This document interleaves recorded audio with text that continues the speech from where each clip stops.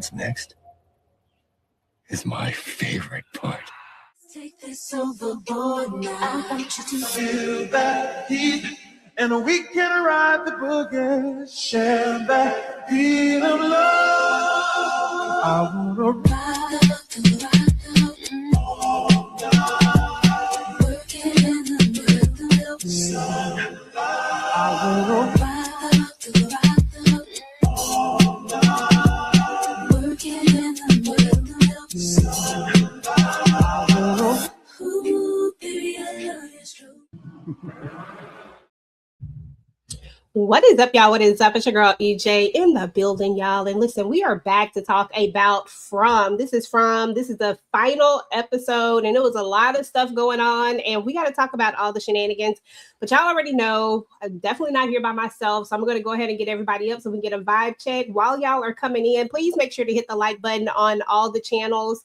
If you are not subscribed to some of the channels, then please make sure to subscribe. We'll be dropping our links throughout the live as well, so that way y'all can make sure y'all subscribe to the channel. So listen, let me go ahead and get the horror person up here first. What up, Kay? I'm here, y'all. Okay, I was like, so how was you feeling about this episode? I got some thoughts. Uh-oh. Got some notes. The theories ain't over.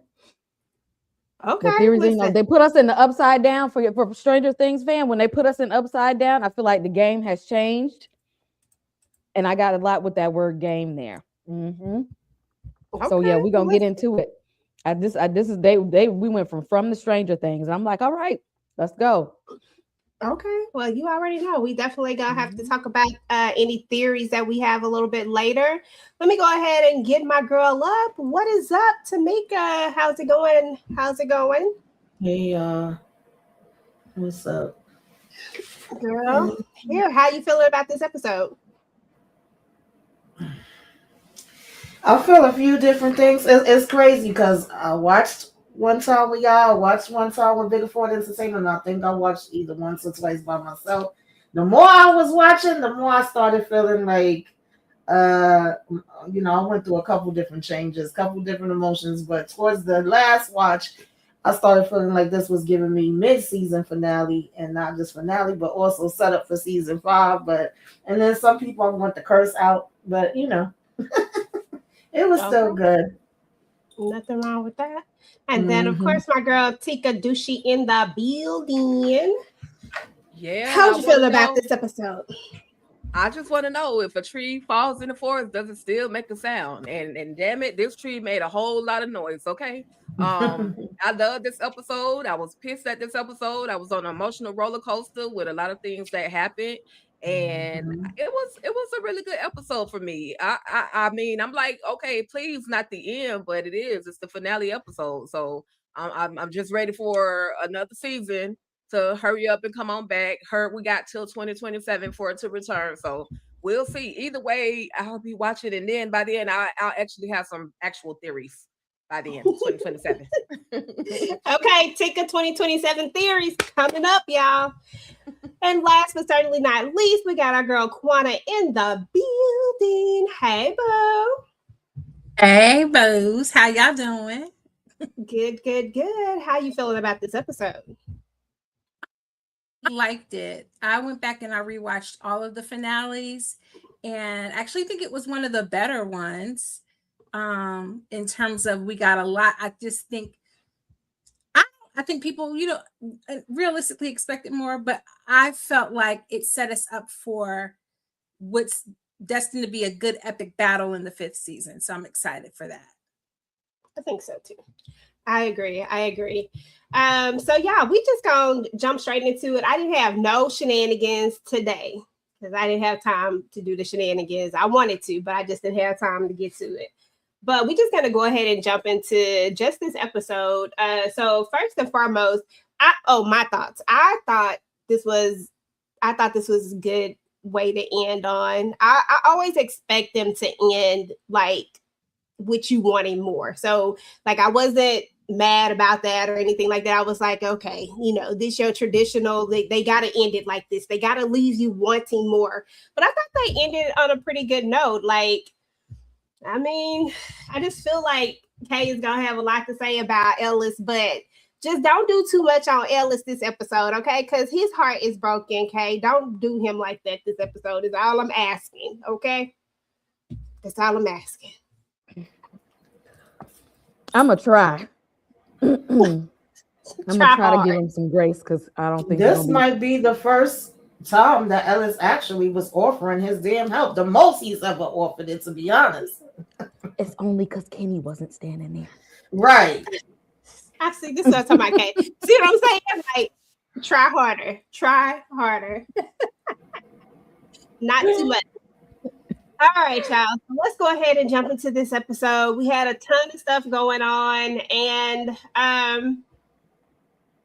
hold on.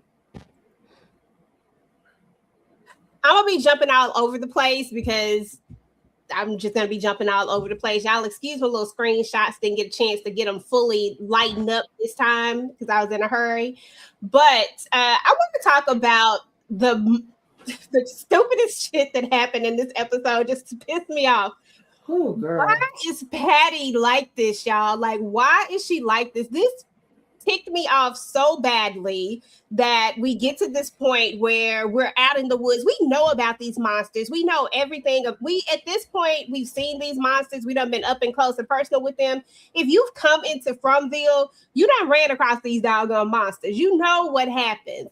She just sitting up there frozen. She done took a gun, tried to pow herself. She done did all the things, right? I was just like, can we just leave her here? Because at this point, I really don't want to deal with her. But if you, which I'm pretty sure if you're looking at this, you have watched the episode. But just in case you have not, after we get the bottle tree knocked down and all the things happen, some kind of way we go dark, some kind of way we get back to nighttime in the middle of the day, which causes the monsters to come out and they all have to take off and they have to get into the cars. But of course, we got this one person that has to do the most. Quana, what was your thoughts on Patty? Like, she was irking my soul. What did you think about her?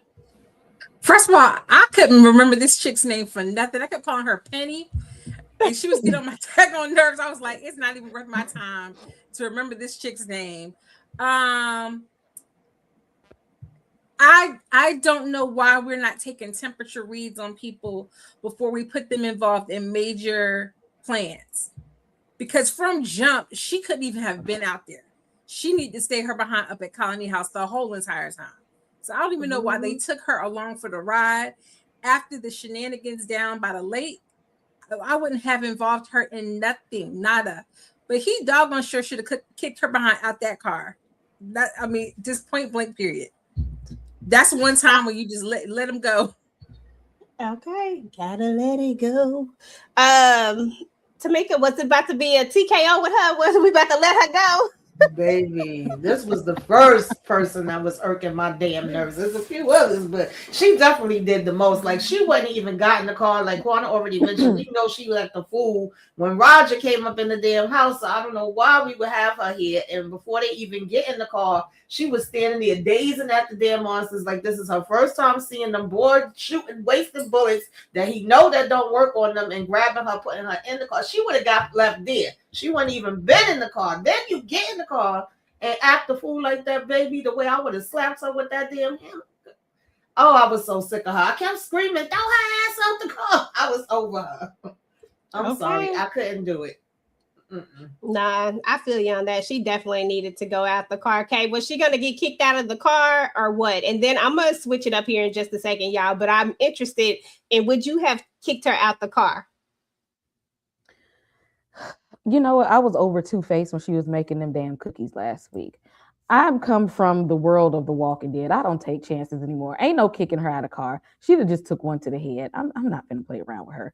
We're not doing that. You putting everybody in danger with all this hooting and hollering for no reason. Like she was literally doing way too. She was acting like the man in yellow when he was dressed as Sophia when she got in there, doing all that extra hooting and hollering and screaming and stuff for no reason at all. She would have got shot fooling with me, and I would have been like, "We good now." And I don't think Okay. anybody would have been upset either, because you know what? That's the first time I agree with Acosta, because Acosta would have shot her too. Probably so, and I wouldn't have been mad at it at all. I But don't I'm think gonna they take would it back for I'm gonna take it back for a second, y'all.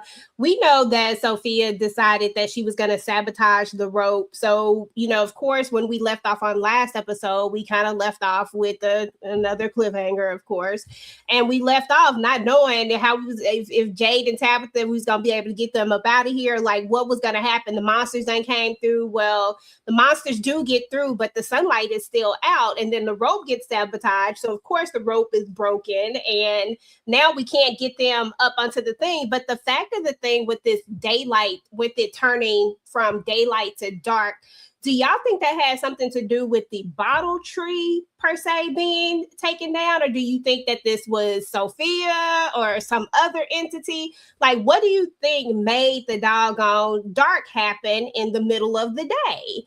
I'm gonna start with you, Tika. You got any thoughts on how this came about, or why you think it may have happened this way?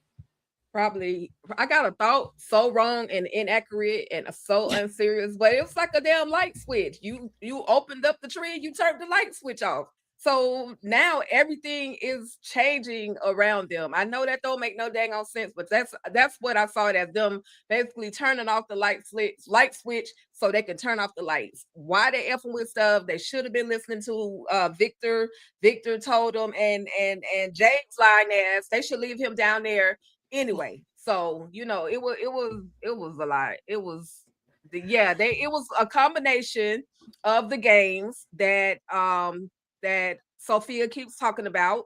That's one game, because as we know, she kept saying she playing a bunch of games. She got a bunch of games that's playing at one time. So that was a part of it. The mind games is first is broad daylight, now it's dark. And then you got these entities, these walking whoever's coming out to get everybody. But real quick, I just want to say, I just had 4 words for Patty, and those 4 words were Patty, well, not even calling her name, shut the hell up. Those were the only 4 words I had for Patty, because she worked my nerves. Yeah, Patty was on that ish, y'all. Patty was she was on a whole nother level with that stuff. But Quana, I'm interested. Do you think that that the light switch, we gonna call it a light switch, like Tika, we gonna call it a light switch. Do you think that the light switch had something to do, that had something to do with the bottle tree, or do you think this was Sophia manipulating this, or do you think that it was literally related to that bottle tree being moved? Oh no, most definitely related to the bottle tree. And at this point, the bottle tree is the anchor, right? We know it's made out of the hope of the children. So it probably was the only thing sustaining whatever this passage of time that's been speeding up. So when passage of time speeds up, guess what also happens is daylight hours, cycles of days go faster. And I think that's exactly what happened. I think the lights went out because we're going to see time moving real squirrely now. That's my theory. That's what's up. So, Kay, with the light switch going out and with Quana's theory on why it's happening, first of all, do you agree with that? Do you think that that's what's happening? And if so, do you think that we're gonna see this like coming into the next? Because I don't know how they're gonna play this next season. I don't know if we're gonna start from where we are, if we're gonna do a time jump. Oh, I just really hope we don't do a time jump. I need to see this play out. But do you think that we're gonna see this series of things happening like light and dark really, really quick, to where they're never gonna be able to really settle into a routine anymore? It's really gonna be chaotic. I definitely think that we are not going to know true night and day for the remainder of this cycle, for however long they have left in this cycle, because apparently that they're at the tail end of it. But that kind of leads me into like my theory of what I think it might be going on here. But yeah, we're just expected to go from light and dark the whole time, and which will be much to the advantage of Sophia in yellow, because she knows now that there's no outright time of day that what is going to happen is going to leave people panicked, and she just tossed a talisman. to the side. Which Put makes them it in a even put them in a faraway tree. And so we don't know where the talisman are going to end up. They could go be scattered all over again. And so yeah, this is part of the game, and the game just got a whole lot more serious. Shit, and did. Jade and Tabitha, of course, are stuck inside of this. They're stuck inside of the tunnels now, and they got the monsters chasing after them. Do you think, Tamika, because every time we see them, like every time it feels like something helps them, do you think that maybe, like, I don't know how much power the boy in white has, or the little bit of good that's there has in this world, but do you think that there is something also there that is helping them? Because it always feels like something helps them just a little bit every time they're in these precarious situations. Or do you think that's just, show stuff? A combination, to be honest, but it does feel like, because I was wondering that, I'm like, does the boy in white have powers, but his powers are just not as strong or not the same as the man in yellow? I'm wondering, does he just choose not to help them in certain ways, or is it like rules where he can't? And sometimes it felt like this may have just been something where the town itself was helping them, but I also was like, it could be the boy in white helping them. We know damn well it ain't Sophia, so because it was really like every step they took, just as fast as the monsters was coming after them, or they was put in a situation where it was like, dag, where they gonna go? Then they would have these rocks fall, they would get a space in between them. But Tabitha was pissing me off. That was number 2, with how slow she was trying to go up this damn rope. I said, do we have a serious situation here or not? Even the way she was digging at the bones, I was like, girl, having conversations, we ain't have time for that. But yeah, I feel like it's a combination. I don't know if it's me, and I just went left field, but you just made me think of this. But why did I think that Jade and Tabitha was going to end up kissing in that tunnel? I said, if y'all too damn close to each other right now, get away, stop it. What is happening? Upon first watch, I didn't think nothing about it, but when there were those little slights about them kind of making references to that they were together and had a family. Now, did I think they was gonna kiss? No, but I did think they was gonna share some kind of a intimate moment of like, that's my man over there kind of thing. Like we locked in, but that didn't happen. I mean, Jim gone. You better take what you get while you in there. Okay, and Jade might be the best thing that you can get out. I know you don't want Hen Dog Henry. Girl, I can't wait to talk about old Hen Dog.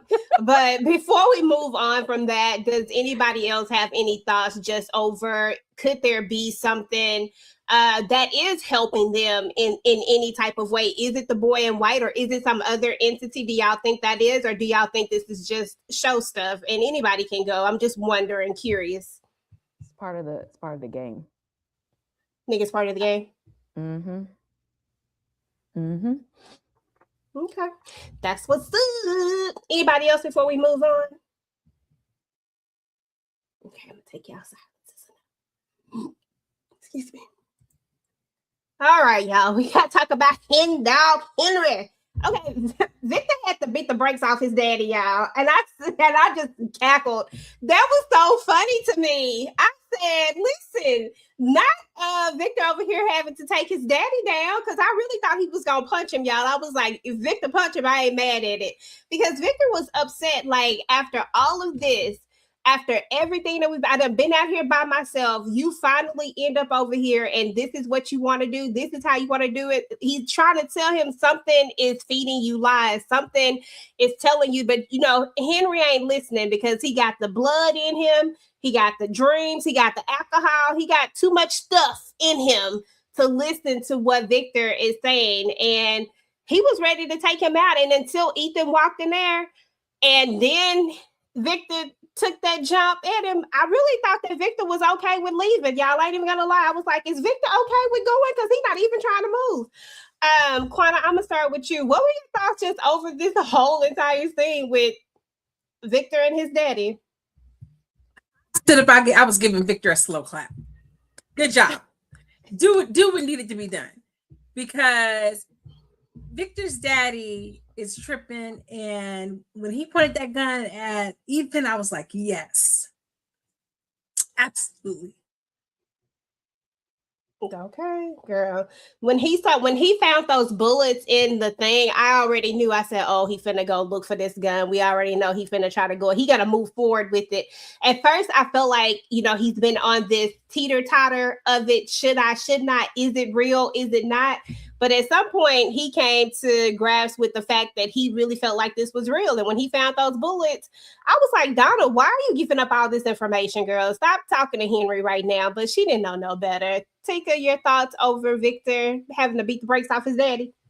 Yeah, I was like, okay, if your daddy or you, Victor, so what you gonna do? And he showed and proved. Listen, my daddy ain't been here all this time. I might as well go on and take him on out of here because he he gotta go. And then he almost popped the baby. He almost popped Ethan. So Victor protected Ethan.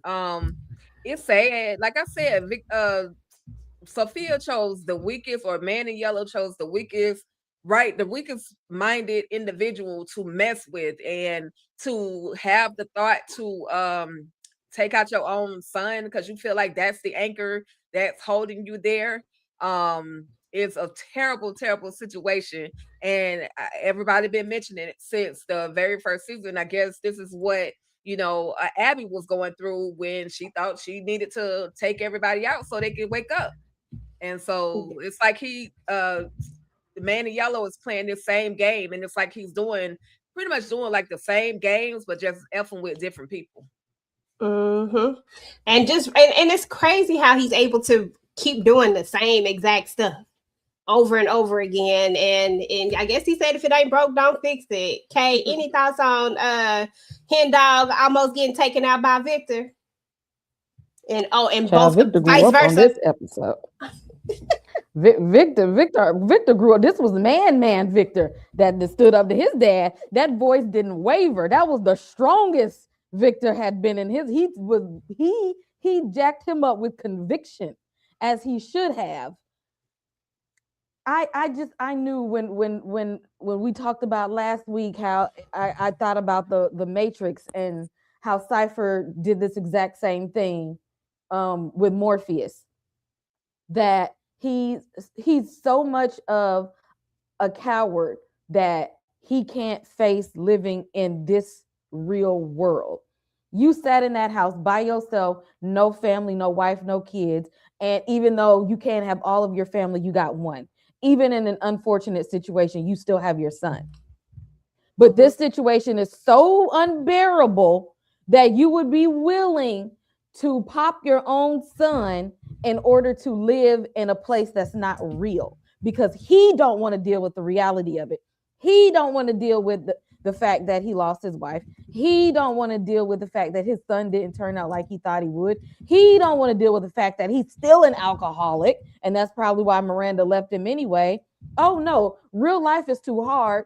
If I take Victor out, I can go live in imagination land. Slap him again, Victor. Slap him up a couple more times and take him down to the jail cell. Because see, Henry, I was with you at the beginning of the season. Like, you was my dog. We was locked in, but not on this. They drag his ass to the damn cell. He don't need to be free, and don't give him no more liquor. Nothing. Okay, that's what they really need to do, is stop serving this joker liquor. Mm-hmm. He don't need it. He don't need it. Tamika, any thoughts over Victor? He had to rough his daddy up a little bit and talk to him, a little tough. I mean, I was happy. I was cheering for Victor, but honestly, I wanted him to like a couple damn times on him. As maybe when we come back into this, because Henry, you gotta get it, and you gotta get thrown in the damn box, or you gotta have Boyd come rough you up and handcuff you the way he did. Victor, when he didn't damn deserve it. You deserve it. You got to be locked up. We can't have you out roaming free. Or this shit we got to deal with as we go back into season 5. Absolutely not. Because he ain't gonna stop. This ain't stopped him. I mean, it might have shook him up for a minute, but we know that she already got the control over him. So this ain't like this gonna stop him from being damn crazy. But he definitely deserved it. Yeah, no, I 100% agree. Let me see I don't even know what my next slide is. Hold on. I think we'll talk about this. I put them in. I thought I was going to talk about the other one, but we'll go ahead and talk about this one. I was going to talk about Christy, but since this was up there, let's talk about Elgin for a second, because Elgin made the right choice, y'all. Elgin was brave. You know, I wasn't sure, you know, how Elgin's story was going to end, but at the end of the day, I feel like Elgin has some sort of redemption when it's all said and done. This time he didn't allow his need to want to go home, because it makes me feel like he's the one person who really thought they was like he really thought he was doing the right thing and that they were going to go home, because I feel like anybody else has always been like, I feel like some people are just selfish about it, like the op, and you know what I'm saying, I can't think what her name is, Clara Bear, whatever her name is. Mm-hmm. I feel like some people are just selfish, but I don't feel like Elgin has ever been selfish. It's always been about everybody going home. It's just he went about it in the dumbest way. But, you know, that's neither here nor there, because it's not about the past. This is about the present. Elgin in the present made a different choice and a different decision, and he chose not to help Sophia and her mission of chaos. What are your thoughts over that? Quana, how was you feeling about Elgin and his choices? You think he did the right thing, or you think he should have just infiltrated instead, acted like he was gonna be the, you know? No, I think he made the right decision, because I think at this point now we've moved beyond whatever the entities were doing to Sarah back in season 1. Now it's just like Sophia said, they over here doing blood rituals. And I suspect that once you do that, there's no opting out. I don't think that there's a place where Clara's going to be able to come back from that, because now she's exchanged blood with Sophia, versus like whatever Elgin was doing before, whatever Sarah was doing, you could kind of come back from that. So I think he made the right decision.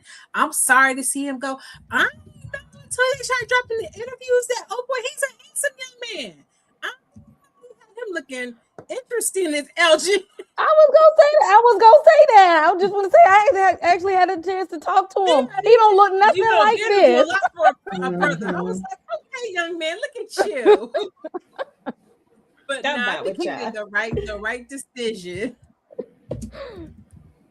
I'm gonna have that. You gonna have me over here looking him up. Okay, I gotta go look at. Have you dropped your interview yet? I haven't seen it. Yep, the link is pinned. Okay, I'll go check it out later today. That's what's up. But Tamika. Yeah. Go ahead. No, go ahead. I asked him about it. And when I talked to him about why it was important for him to not give in this time, unlike before. And he said he felt like Elgin in that moment was understanding of he didn't want to fall victim to Fromville anymore.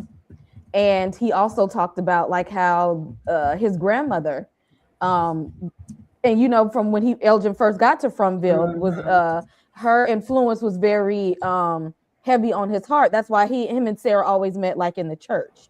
And so his religious background and him not wanting to be that person to fall victim to Fromville is what allowed him to be able to resist Sophia this time around. Even if it cost him his life, he didn't want to be under any entity's control anymore from Fromville.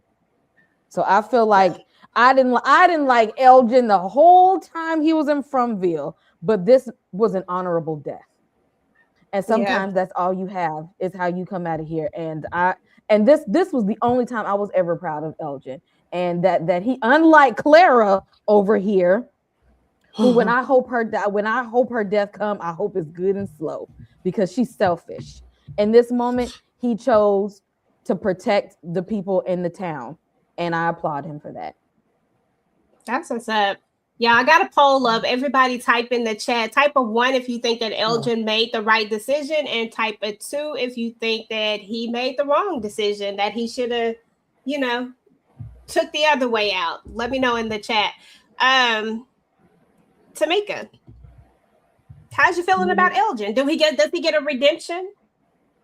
Yeah, I agree with Kay. Like, I was kind of interested in Elgin character when he first came because he came in having dreams on the bus and all of that before they even got there, and I thought like those was gonna come in handy in some kind of way. Then we end up with the kimono lady and all this other stuff, and I was like, Elgin, okay, you doing too damn much. But I respected the fact that he was like, you know what, I'm gonna get taken out either way. At this point, I'm going back to what Grandma told me. I'm about to plead the blood on you, because no, ma'am, I'm not joining you in your freaking cult. So I respected it. Now I ain't gonna lie, when Clara stepped in front of his way and he just stood there, I was like, Elder, she ain't got no damn power. Like, we gonna go anyway, tackle her ass down. Like, I still wanted him to push her out the way. But I was satisfied with him being like, no, I ain't got it to do, girl. Go ahead and take me out. I'm not joining you. That's funny. I'm glad I'm not the only one who thought that, because that's the first thing I thought about. Elgin. I said, boy, you look like you can, like, you play football in the real world. If you don't sit up there, if you don't tackle her down and keep it pushing, ain't no way in the world I would have ever let her stood in the way. Yeah. Shout out to Matthew Wilson with the $2 super chat. Elgin death saved the town. Still a big dummy though. Matthew. But I do agree. That was dumb on the picture part, and I hate that for him. I hate that he wasn't putting 1 and 1 together, 2 and 2, and 3 and 3, and 4 and 4. Elgin was just he wasn't thinking. Tika Dushi, what are your thoughts over Elgin? Does he get a redemption in your book? Yeah, he definitely does get a redemption. It's a classic. Now this whole show is giving me and not to turn it religious, but it's giving me the God versus devil, right?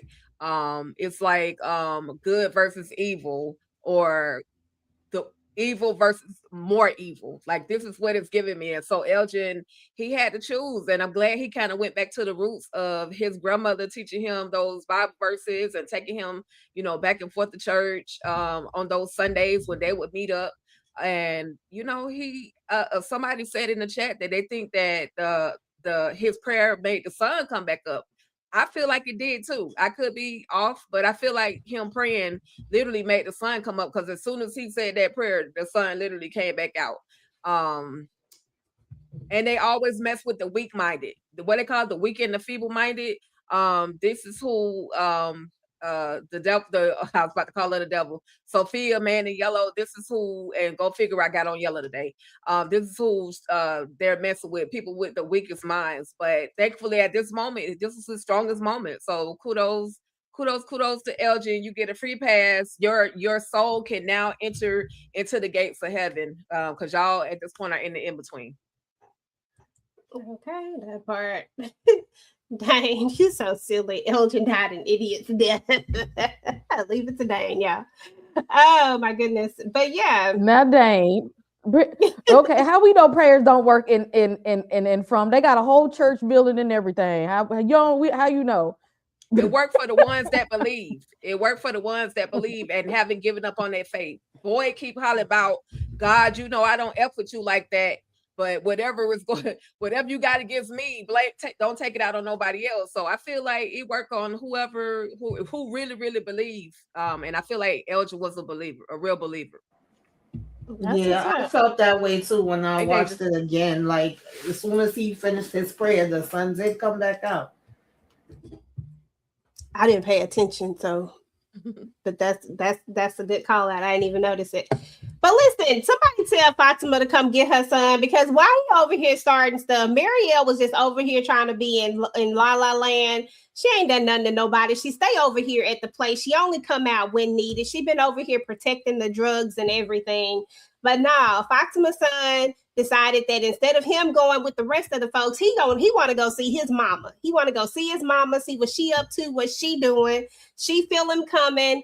The little rumbles and the grumbles, happened, and therefore it knocked the talisman off the wall. She wasn't quick enough to get it, and here we are. Not only did we have,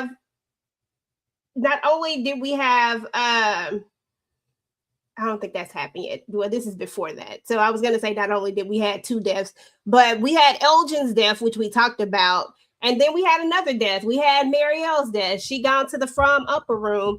I just kind of want to know y'all thoughts over this whole thing. Did anybody cry? It's so y'all can tell me if y'all cried. Now you know I I didn't cry. I don't do all that. I didn't cry, but I felt for what's her name? Damn, I don't know my mind. Christy, yeah, she played the hell out that part though. I did feel bad for her, but you know, I think a lot of us was like, okay, now Kenny can still have a chance. But yeah, she definitely, you know, went all in with that scene. I felt bad for her. Like she tugged at my heartstring a little bit more than the actual act of Smiley getting Marielle. Yeah. Now I didn't have no tears for this either. I was over there crying over on House of the Dragon, but I wasn't over here crying with this one. I was just gonna say I almost cried a little bit when Rhaenyra was crying over Jace. A little bit more. I don't know. I thought that was just me. Okay. Now, I didn't cry. I'll say my one critique of the show is that when we go back and forth so many times with some of the couples of them not like supporting each other or believing in each other, I feel like it causes a fracture in even because I feel like we still don't really know Marielle, right? We knew Marielle through Christy. But then when Christy's running around just the episode before, 2 episodes before, doubting Marielle, not listening to Marielle. So then I'm like, I believe she acted out. I'm not gonna say she didn't cry and she didn't act it out, but for the characters, I just was like, well, you weren't even really being supportive to her. Like that's the sad thing is she went out and y'all was still arguing over telling Fatima that she was dead. So I felt like that kind of made me not care quite as much. Yeah, I could see that. And I kind of thought we was going somewhere else with Marielle too, just as far as her character. But I was like, okay, girl. You are out of here. I felt bad for Marielle because, like, what's the point in allowing her to beat a drug addiction, meet up with her wife all over again after being separated, only to take her out? So, and then, like someone mentioned, her and Christy not on good terms, and so now Christy is gonna have to live with the guilt of maybe I should have listened to her, or I should have talked different to her, or I should have been nicer to her. Because literally, she had just got through sunning her, like stay in your lane. I'm the doctor, you the cleanup person, right? Like, so now she's going to have to somewhat live with the guilt of not saying the kindest thing to her before she really went out there into those woods. So I didn't cry, but I did feel a little. I got a little choked up right here, just a little bit. Felt a little something. Quiet as it's kept. If they had listened to Marielle and had went ahead and talked to Fatima, she maybe could have reckoned with the fact that she was changing. And she could have acted a little bit sooner because she kind of did want to help. She was saying that, to Ellis, and everybody was like, "Oh, like no, this is dangerous." And if they would have told all of them, it's dangerous, but she's dead already, y'all. She dead. Her heartbeat is at 19. So at this point, we don't know how to fix that. Best thing for her is for us to use her as a little siren, a little beacon, figure out where the monster is. And then when she first clocked Smiley, she could have went ahead and said, "Oh, yo, Smiley's coming," instead of paralyzed in fear. So I feel like low-key, like Christy sunning her really messed up Fatima being able to help maybe a little bit sooner. Yeah. That's valid. So here we are, and now Marielle is gone, and like you said, we really didn't know a whole lot about her. That's why I said all she did was sit up in that hospital and guard them drugs. Okay, that's it. But yeah, so here we are. Christy's heartbroken. When Boy come in there, though, it did give me a little bit. I didn't cry because I'm a soldier. What was it? I'm hard. Okay. I didn't cry, but I did choke up a little bit. I said, "Oh, dang, Christy, you did that." I don't know what the real actress name is. I was like, "Oh, okay, girl, you did that one," because I felt like you was really hurt. Like I felt like she was really, really torn up. So And yeah, Boyd coming in there, okay. You know he gonna give you that okay. I did feel for her though. Boyd always he good for okay. Listen, see, this is Mhm. what Ellis is supposed to be the comforter, but Ellis, for some reason, wasn't playing his role for this moment because Ellis is supposed to be the one giving out hugs and stuff and making sure people have a shoulder to lean on. This is his position. Don't laugh, Kay. That is his job and his position. But for some reason, he didn't play his role this particular go around. So I don't know. That's because he was trying to settle into a new role because he said y'all keep talking about him because he said I'm trying to be I'm gonna be a G this go around. I'm trying to show y'all. Nah, don't do me like that. Over there talking about you ain't just because you ain't have no tears for Mario, that don't mean your tears don't be falling. You be the first one. That part. I don't know what y'all talking about. I don't know what y'all talking about. Ain't nobody else cry at that part. No, that was just you. Right. Listen, I don't know what y'all talking about. Listen, let's talk about the lightning in the sky. So we had a moment where there was lightning in the sky, which I'm attributing everything to the doggone bottle, like the bottle tree. Everything is the bottle tree at this point because y'all shouldn't have moved the doggone bottle tree, like Victor said. And now there's all sorts of stuff happening. And it's just weird things going around and around. But again, bottle tree taken down. Now we got it comes straight from where the doggone tree was. Like the lightning comes straight up out of there and everything is just going off while Christy is in the middle of her mourning. And I'm just like, let Christy mourn before we have to do all of this. Can we just give her a few more minutes, please? But no, Fromville said, hell no. And this is where we at.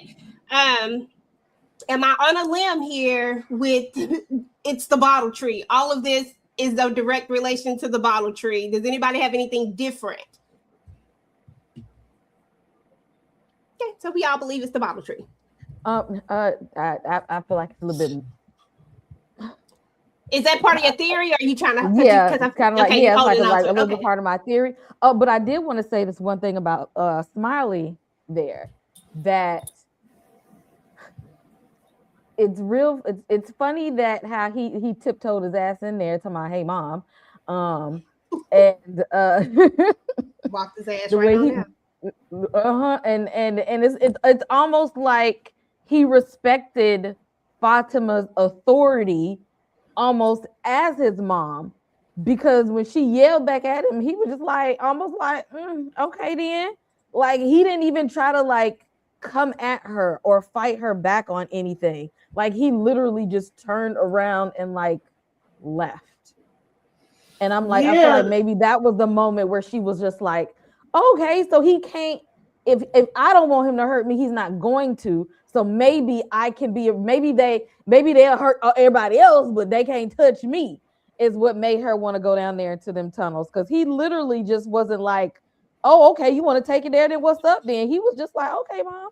Almost like this is interesting. Yeah, I noticed that too. I felt like when she yelled out that was some type of command. That's how I took it. I know other people were saying when he said interesting that he was like, oh yeah, she's turning into a monster. And that could be, but it came more across to me like if she was giving him a command and it's like, oh shit, okay, she my mama, I gotta listen, because he sure enough did turn around, and it seemed like it was like, oh, that wasn't on my bingo card, like if he didn't even expect that. And then he just went on about his business because he didn't even bother Christy and them when they was walking up. So I took it that way, but a lot of people was like, no, he just was like interesting because he sees that she's turning into a monster. I'm like, maybe, but that's how it came across to me.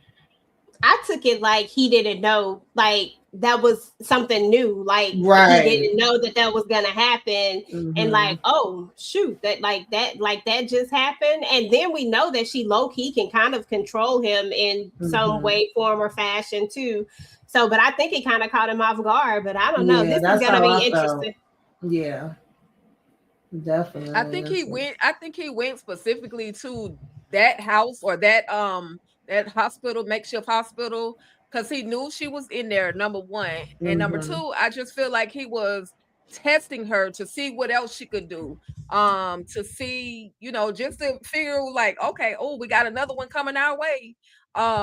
Just to, for me, that's what I thought, just to see what it is that she can do. And because he walked past a dozen places, but he made his way to the Colony House, Right. So I mean, to the hospital. Yeah. So I'm waiting for the next season, so we can see how these two interact at this point. Okay, that part. Listen, the kids is devastated because they mama didn't come back with the van, and Ethan said he about to, like, everybody gonna die and he about to be here by himself. Ethan said this stuff is getting real right now. Like, I'm about to be here by myself.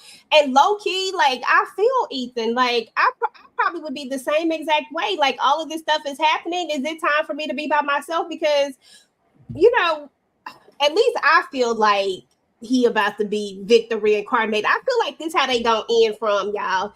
Everybody gonna die. I may not get my new cast because clearly it's gonna be the last season this next season, so I'm not gonna get my new cast. But they might can bring them in at the very end, like just bring in this new set of people or something. But we know it ain't gonna work like that. But what I do feel like is gonna happen is that everybody's gonna die and Ethan's gonna be there by himself, and that's how it's gonna end. Like, Ethan's just gonna be there by himself. Po baby, po stink. Okay, thoughts over. Ethan say, listen, everybody about to get up out of here and I'm about to be alone. Do you think he has a valid point? I said, now Ethan, y'all act like she ain't never left y'all before. When has her ass? Because she came back for a week. And that's it. That wasn't the norm for her to be at the house sitting at the damn dinner table. Her or the dad. As much as they kept leaving them kids, they should have been used to it. That's all they've been doing is leaving them kids, okay? Julie, you should have known you was going to end up with Ethan. You've been raising them this whole time anyway. So I don't know why they were sitting there acting like this was the new thing. Like, she wouldn't come. She didn't play. Number one, I don't even think she planned to come back. Number two, it ain't like she had already planned to leave y'all earlier in the season with Donna.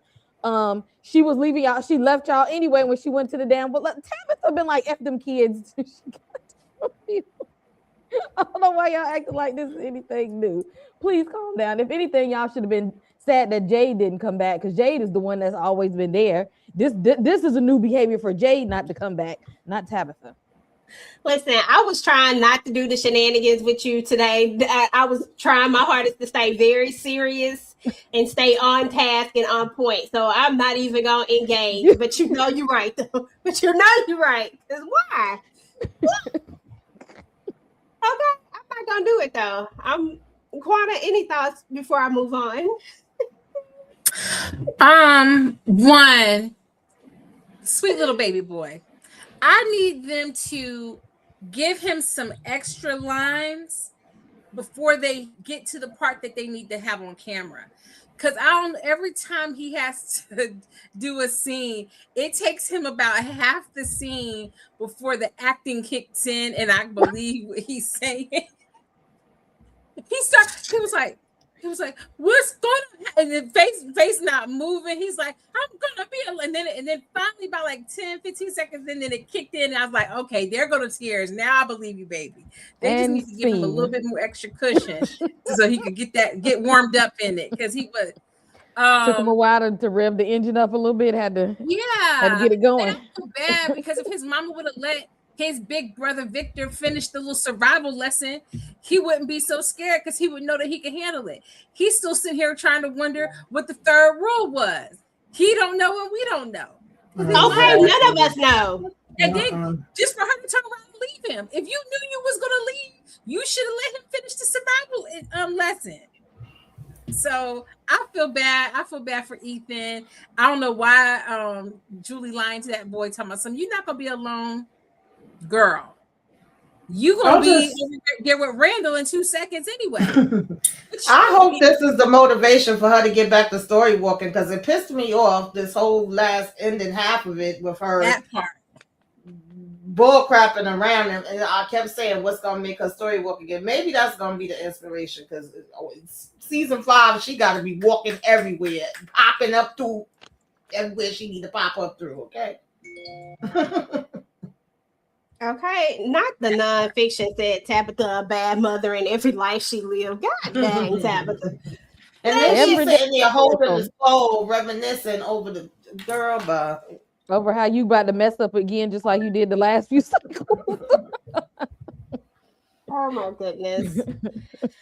Jeez Louise, listen. You know, it is what it is, you know. But let's move on to the real ops. The ops was opping this episode, y'all. Sophia said, look, I'm about to take this up a whole nother notch. And that's why y'all don't believe me, but I'm telling y'all, everybody's gonna die. Y'all don't believe me, but I promise y'all, everybody's gonna die. It's just I got a feeling. She done took all the talisman, y'all, like all of them. They got her little minion to go help her take all the talisman. She just walking up in these places. Ain't nobody got no awareness.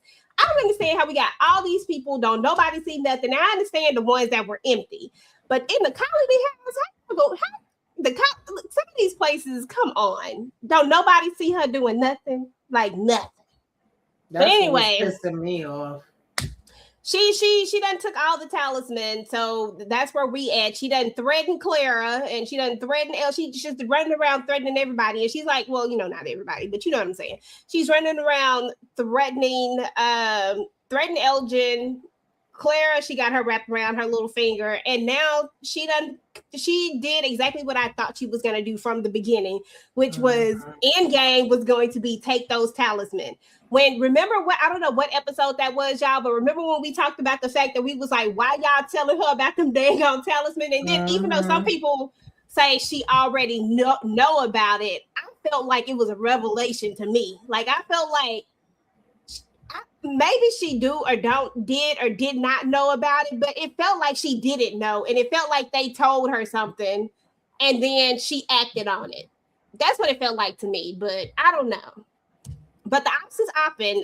Y'all can talk about anything that has to do with Sophia and her little minion Claire here. Any thoughts on, you know, next season, anything to do with this episode? She really wasn't doing a whole lot, but yet she was. It's funny because she wasn't, but she was.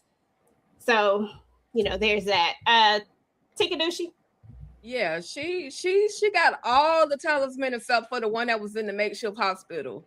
I don't unless I missed her walking in there, but if y'all can remember when the building started shaking, the talisman fell, Marielle was trying to get it from under the chair, and that's when Smiley walked into there, so they got distracted by Smiley and never was able to put that talisman back up. I just don't remember seeing Sophia Yellow go in there and get that talisman. Yeah, she took a dozen of them from all the other places, but I feel like if they want to be protected, they need to run to the hospital at this point, because that's where I saw the last talisman. And then at the end of the day, they've taken down this tree, so I don't know how effective this talisman is going to be. This one last talisman, is it going to shake the building again? Is the tree going to cause everything to shake the building? Or are they going to be able to, you know, put the talisman up and hold it sturdy? Is the tree going to start causing a whole bunch of other different chaos? Is it going to flood the place? Because, you know, we saw it rain, one time? And then it got really, really cold. So it's going to start that all over again. The op is the op. And I just hope that on the next season, Clara can go on and kick dust, kick boots. Word on the street, she been here before anyway, so she back in some shape, form, or fashion. I don't know, but yeah, that's just my thought. The two devils, and then we see at the end. I don't know if you're gonna talk about when they get to the boy in the white and Sophia. Okay, I'll skip that. I'll wait till you get to that part. But yeah. So now this is my theory, Tika, I don't know if I heard theory. This was my thought process on the other talisman. We know that she sent Claire on a mission too. Like she was getting some and she was getting some. So my thought process was that Clara went and got the other ones off camera that we didn't see, is how I was thinking about it. But that would be great if that actually didn't happen that way, and that those are still there.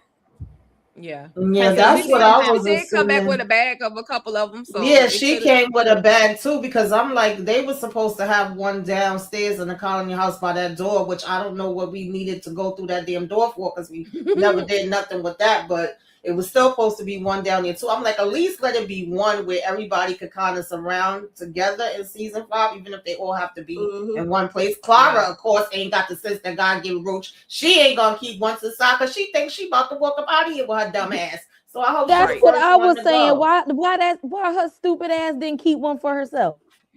I would have. Yeah. She didn't, because she thought she gave her every last one of them. Right. Ain't got one for herself. Don't like she's untouchable to the monster. She gonna find out. Okay. The only thing I can hope is that if she didn't get the one that's in the basement at Colony House, then at the bare minimum, if the people who are at Colony House run down into the basement and they close the basement door, then they'll be able to be safe inside the basement, because that's basically how Ellis and Fatima were able to stay safe during the Colony House massacre. All she did was close that one door, and they were just in the little vestibule area, and they were able to be safe. So I'm hoping that that's going to help them. We see, the only reason why it didn't work out for Fatima and Marielle is because she couldn't get that door closed. Put it up on the wall, fast enough or whatever. Yeah, because he was moving quick. I said, now you've been moving slow all this time, and all of a sudden you want to speed up. Sit down somewhere, Smiley. Anybody else have any thoughts over the ops before we move on? I was just so annoyed that nobody was noticing her skipping through this damn town. Ugh. It is what it is. That part right there. I am wondering about her showing Clara her eyes, because we know that the man in yellow was the voice on the radio, and so we know that the man in yellow was able to communicate with several people and mess with their minds, Sarah and others, without seeing them. So it makes me wonder, was there another form? Was it Tilly? What was it at one point? Was there another form? Because why did she feel the need to show her eyes and have her eyes go all dark and everything for her to be like, yeah, you don't remember we met before, we talked before, we made a deal, And I'm wondering if her giving the blood and doing that ritual means that she'll be able to control Clara's body, or if that blood ritual is how the man in yellow takes another form.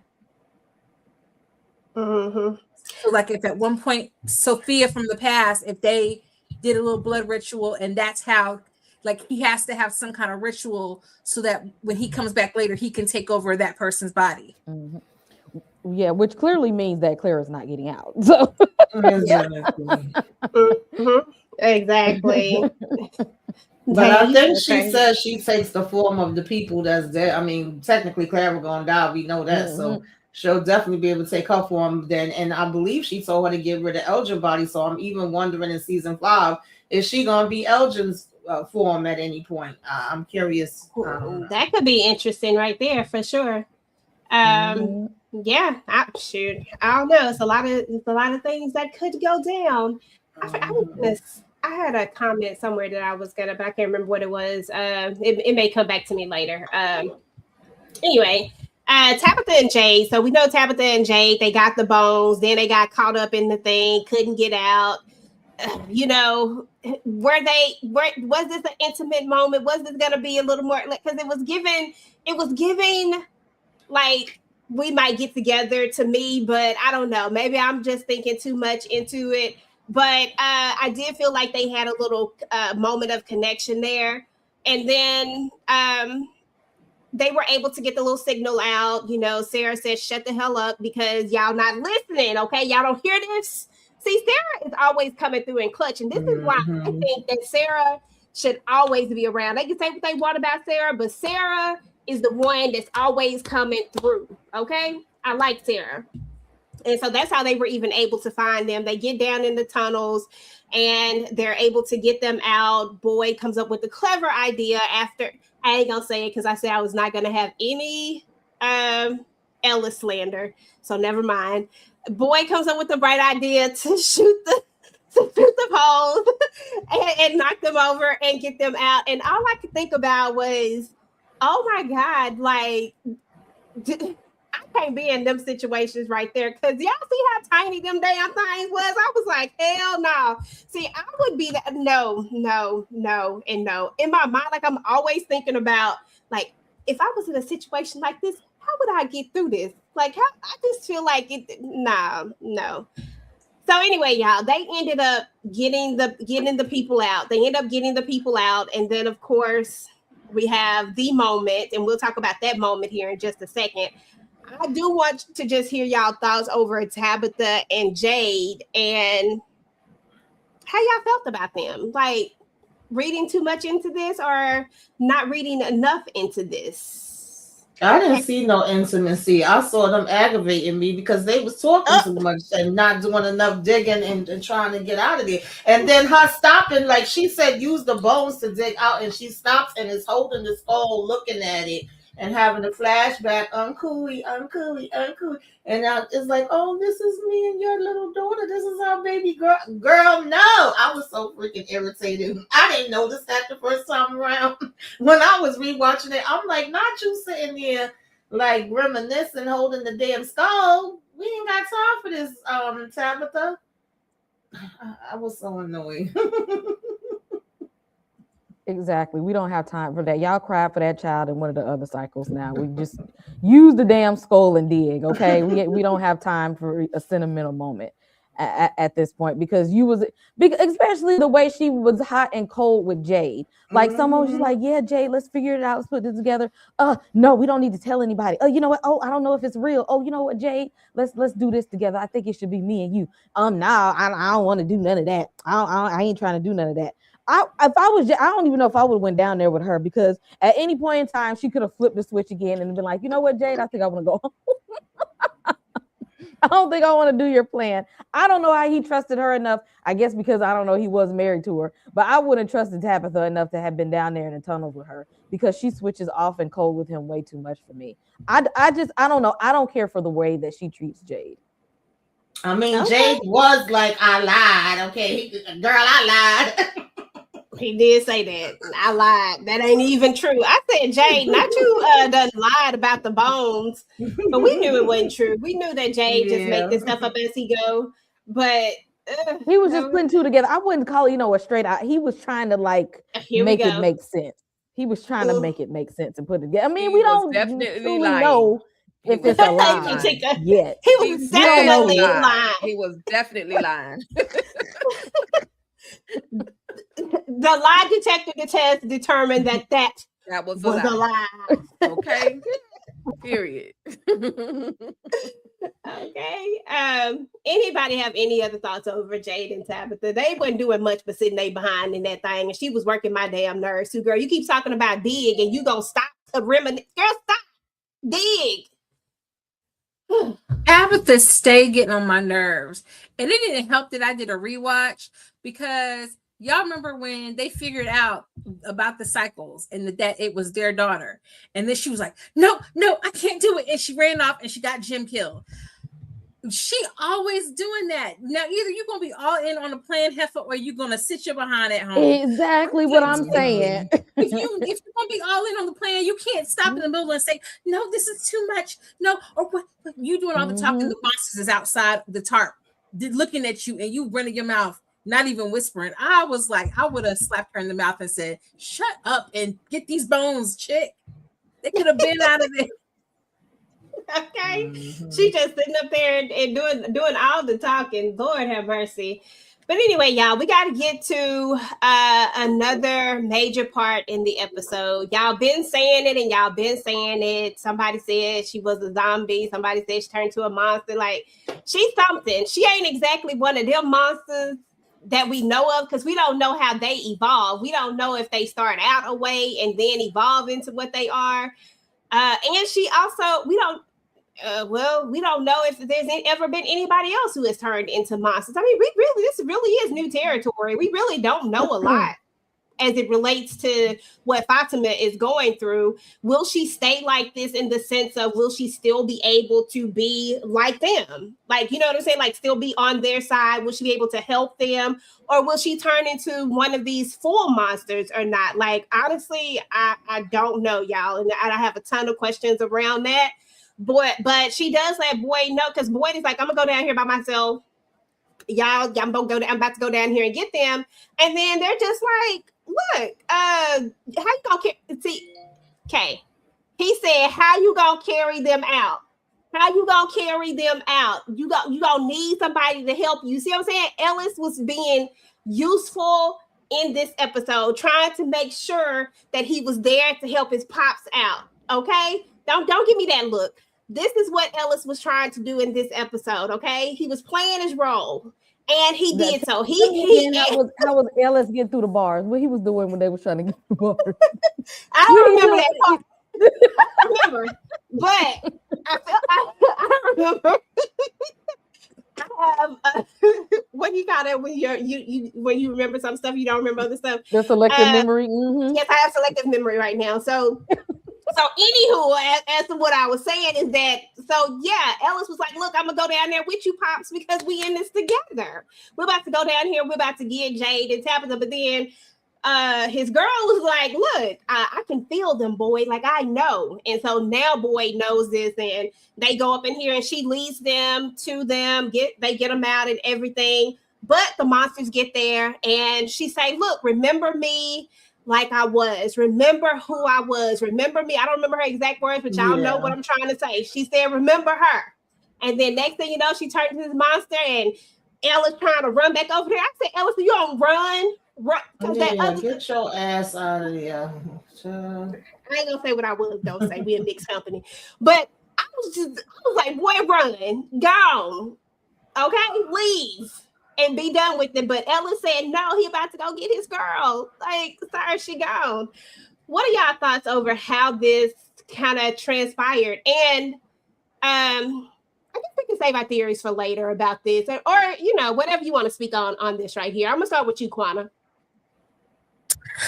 I mean, we knew that this was coming, you know, RIP kind of sorted to Fatima, because we've been talking about it, that she was going to turn into a zombie. Basically, that's what she is.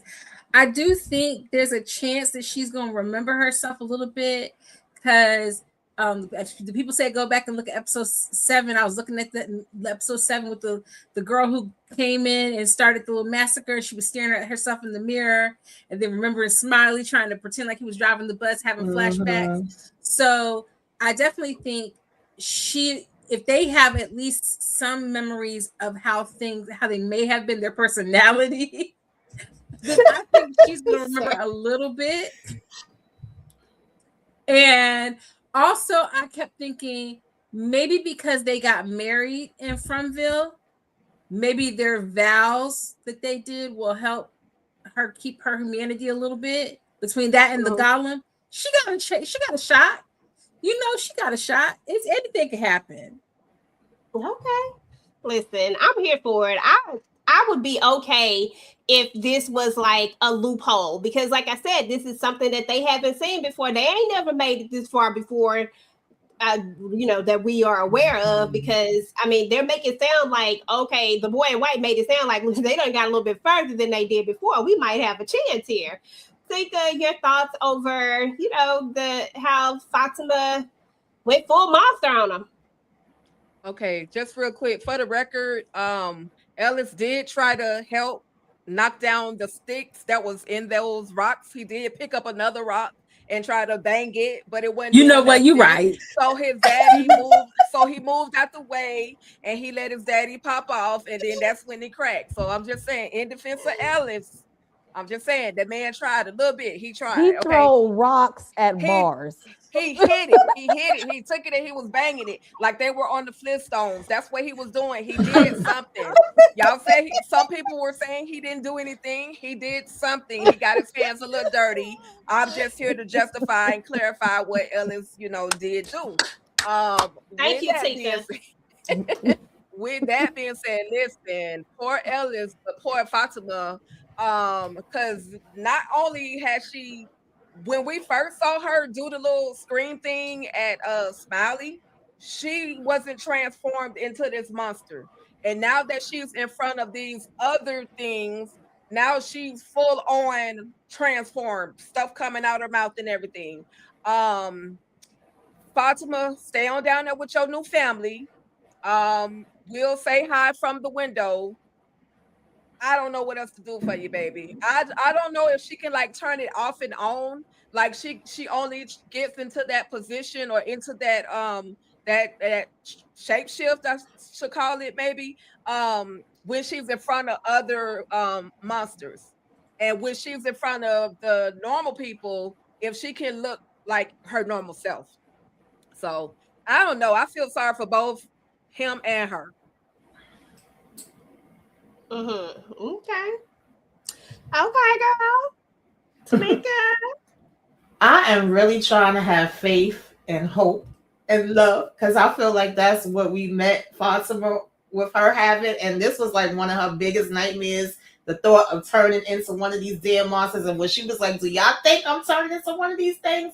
And they was like, no. But I feel like the Golem is a symbol, baby, and it's going to come through. It's not going to literally be walking around. People kept saying, well, we didn't see the Golem do anything. I don't think we were. I didn't think we were. And I didn't really want to see it because I was like, how the hell is this thing moving with the way it was looking and no arms? But that's a whole nother story. I think it's more of a symbol, and I think that Fatima is not going to be like these other monsters. Yeah, she is a type of monster, but I think she's a different one they never seen before. And she going to be coming through because she got to come through because we ain't got them damn talisman and all that other stuff. So we need something. So please just let her be. That's what I'm hoping. I really don't want her to be out here outside the window like, hey, Ellis, laughing as a damn monster. But I feel like we in from, and that's a good possibility. But I am more leaning on the other side. I guess that's just wishful thinking that she gonna be able to turn this thing off and on and get these monsters together, because it seemed like she has some kind of control over all of them down there and not just Smiley. And if we do that, then I could lean with it, roll with it, rock with it. Okay. But if we do the other one, then girl, I don't know. Okay, listen, I'm not mad at that at all. Listen, Fatima would not be up in the colony house with me. I'm sorry. Yeah, nah, Like, she y'all ain't gotta already be know. in the house. We could leave her down wherever she was when she gave birth to Smiley before. We could take her back over there. Or Okay, that she can cabin come. or whatever. Okay, put a little talisman up there, whatever we got to do. But she not coming. She don't even need it at this point. Yeah, Right. she not coming back up in the house. But we still love her though. Kay, what say you? Watch Ellis try to take his stupid ass down there next season. He gonna be down there looking for her next season. No, he can't protect his damn self. He know he can't protect himself, and he gonna try to take his dumb ass down there. But I don't blame him because see, I would be the one to invite Stack in if I was on center, so I can't blame him. I'd be done put myself in the line of danger too, all in the face of love. But I yeah, agree no, with that one too. I agree. I don't think that she's not gonna be like them, but she's not human either. Mhm. So Ellis, you is there anybody else in Fromville that you might be interested in slightly, because this marriage is over, sir? She's not alive. She's dead. Like you don't just like reverse being dead and then be you could be undead but not like alive. Like she's not alive. You can't go from dead and undead and be back alive. Like she's gone. The Fatima we know, she's done for. She's been the subject of blood magic. You don't just put that back in reverse. Like she's gone. So Yeah. I don't know if she's going to be full on how they are, but she is not human and she should probably not be amongst the living.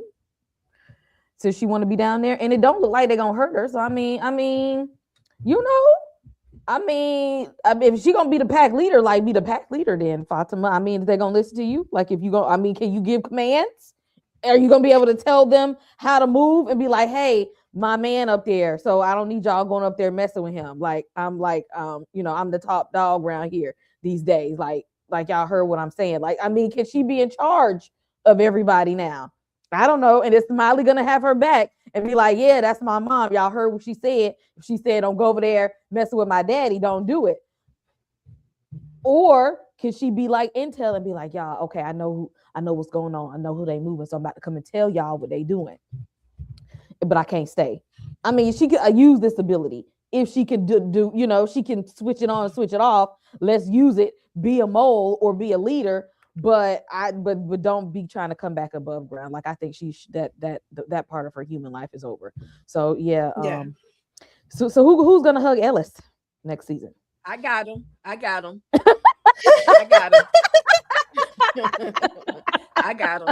Listen, Fatima could lead them out during the nighttime, since those things won't, like, it's not like they're willing to fight her or like mess with her. Maybe she could be the new tour guide and guide them on up out of Fromville. Listen, they got some stuff in the chat, y'all. Y'all gotta be rolling through this chat. They came up with some stuff. I'm not even mad at it. Some stuff I ain't never even thought of, but y'all know I don't be thinking too far ahead like that. But they got some stuff. And y'all are wild for that whole golem action. I don't know which one of that was. Sound like some dang foolishness, but y'all crazy. You know, did Julie ever get her kiss? I don't think she wanted now. I was just gonna say, I don't think she wanted no more. No, she never got her kiss. That's sad. She gonna be so heartbroken because she was wanting to get a kiss from Fatima. Girl, Fatima don't want her that stiff ass wig. Okay, Randall don't want her that damn stiff ass wig. Girl, that wig was throwing me. That wig has been They don't want it. That poor wig. She like only 17. How old is Julie? Ooh. But I know when she came in there, she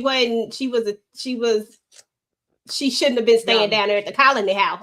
Right. Old enough to be Ethan's legal guardian at this point, because trying to rely on his parents is useless.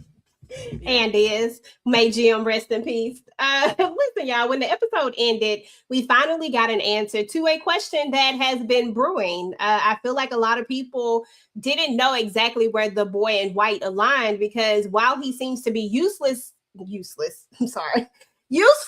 I meant to say useful, not useless.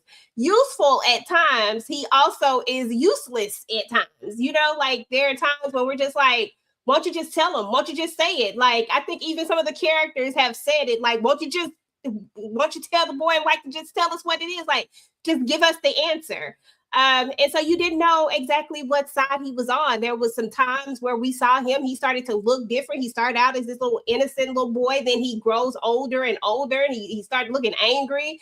Like, I didn't know which side he was on sometimes, like real talk.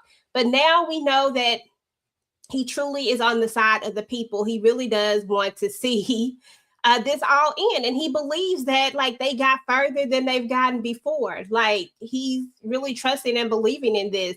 But the fact that he and Sophia are, you know, that they know each other, that they walking together, having this conversation together as she's throwing the talisman. I'm like, sir, grab them talismans and take off running or something. Do something. Help the people out. I don't know, y'all, but you know, here we are. Did y'all expect it to end like this with these two meeting up and having this conversation? Tamika, Kwana, Kay. Girl, I did not expect this. One on the bingo card, one on the tic-tac-toe book, one on none of that. At this point though, it's a game, and I think he's in on the game. I keep referring back to this biblical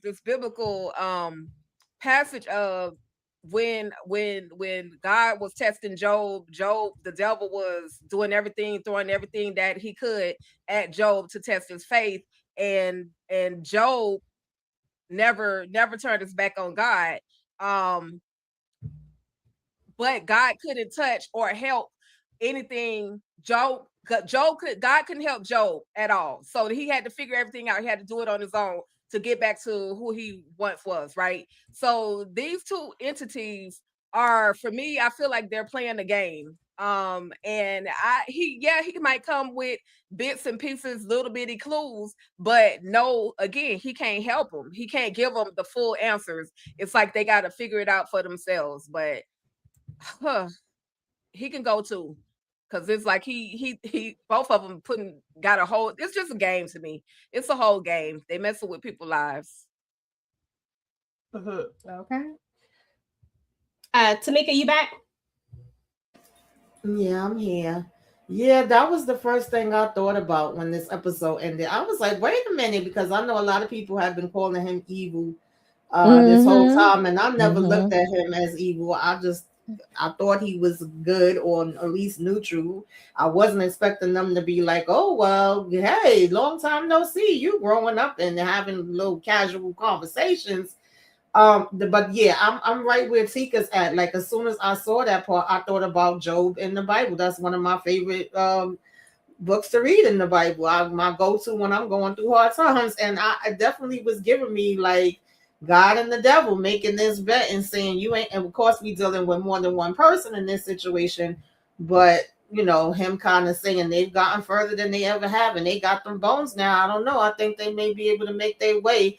And her just being like, we shall see, while she throwing them damn talisman down the tree. So it seemed like he rooting for them, but it's also aggravating. I'm assuming that he can't interact with it in certain ways. He got to just see and let it play out. And I don't think he has as much powers as she have. You know, maybe he have to use his in a different way or whatever. I'm not too sure, but that's definitely like the first thought that came to my mind. And I was like, y'all really over here betting and playing damn games. And it also is kind of similar to the Men in Black. And I forget what the other one name is.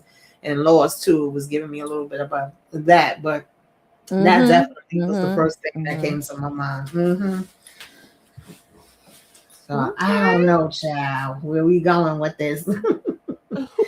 Kwana, thoughts? Yeah, I wasn't. I was okay. I'm not gonna say I wasn't surprised. I was surprised, but it made sense once we saw what Sophia's plan was with the talisman, because we do know that all of this has been a cycle, and so it kind of makes sense, especially once we got when Julie first started story walking, and we found out she was the one who threw the rope down to Boyd. So it was kind of a full circle moment in that, because we get to see how some of the things maybe ended up where they were at the beginning, maybe not the same way, but kind of the same way. And I don't know, it's weird because I'm still seeing people online saying that the boy in white is a bad guy, is evil. And I'm like, they're definitely supposed to be on opposite sides of whatever this is. And we definitely know Sophia ain't got no good in her. So I don't know why people are thinking boy in white is evil. And I do think that people are assuming that they're the same type of entity. But whatever kind of shapeshifter Sophia is, people can touch her. She's been wearing that wrist brace. She breaks things. She has bones. The boy in white, to my knowledge, I don't think that he has like a corporeal form. I think that he's still kind of a spirit. So there's things that I think he can't do in the way that she can do them, because she can walk around and interact with everybody, versus he can only appear to like a select few, I think. And I think there is some truth, or at least in his mindset, to what he said when he said he tried to tell Christopher and it broke him. And so from there on, he's like, no, you have to, I have to let you kind of come to the determination on your own. And to be truthful, something nobody believes them, despite the fact that they done all been here umpteen thousand however long. Somebody comes back, oh, I had a vision, oh, this person spoke to me, oh, I heard voices. Like, that's not possible. But Ninja, you was just hearing voices. What you That's not possible. So I do think there's some validity in what he's saying, even though I don't like it. I wish he could do more, but I do understand it, especially because this group is hard-headed. They hard-headed. That's just it. Yeah, I agree. They are definitely something. Kay, everybody want to know everything. Kay, your final thoughts? I don't think that we thought that the boy in white and the man in yellow actually interacted. But we have to think that, they've been in these cycles for a while together. And that if the boy in white appeared to the man in yellow, it has to be out of desperate, like you're not going to get to these people like this time. Like, I've really been doing my best to help them. And I see what you're doing right now, but I don't think it's going to work this time. Like, maybe saying like these people, they different. They really going to stick it out. But we needed to be able to see that the boy in white has been truly trying to help in any way that he can help, and that they've been through this before, and that they're not friends. Because so many people has always been thinking the boy in white is an op as well. I never thought that, but he's not. And the show clearly just told everybody that he's not an op. He might not be able to help in the way that we would like him to help, but he's definitely not there to cause harm. And I think that now, look, when y'all be asking for the show to give y'all answers, they gave y'all answers, and some people still don't want to believe it. They just gave y'all the answer. Don't be worried about the boy in white trying to hurt nobody. He's not there to hurt nobody. Could he be a lot more helpful? Probably, but he's definitely not out here to hurt or to be on some Sophia type time. Yeah, I agree. 100%.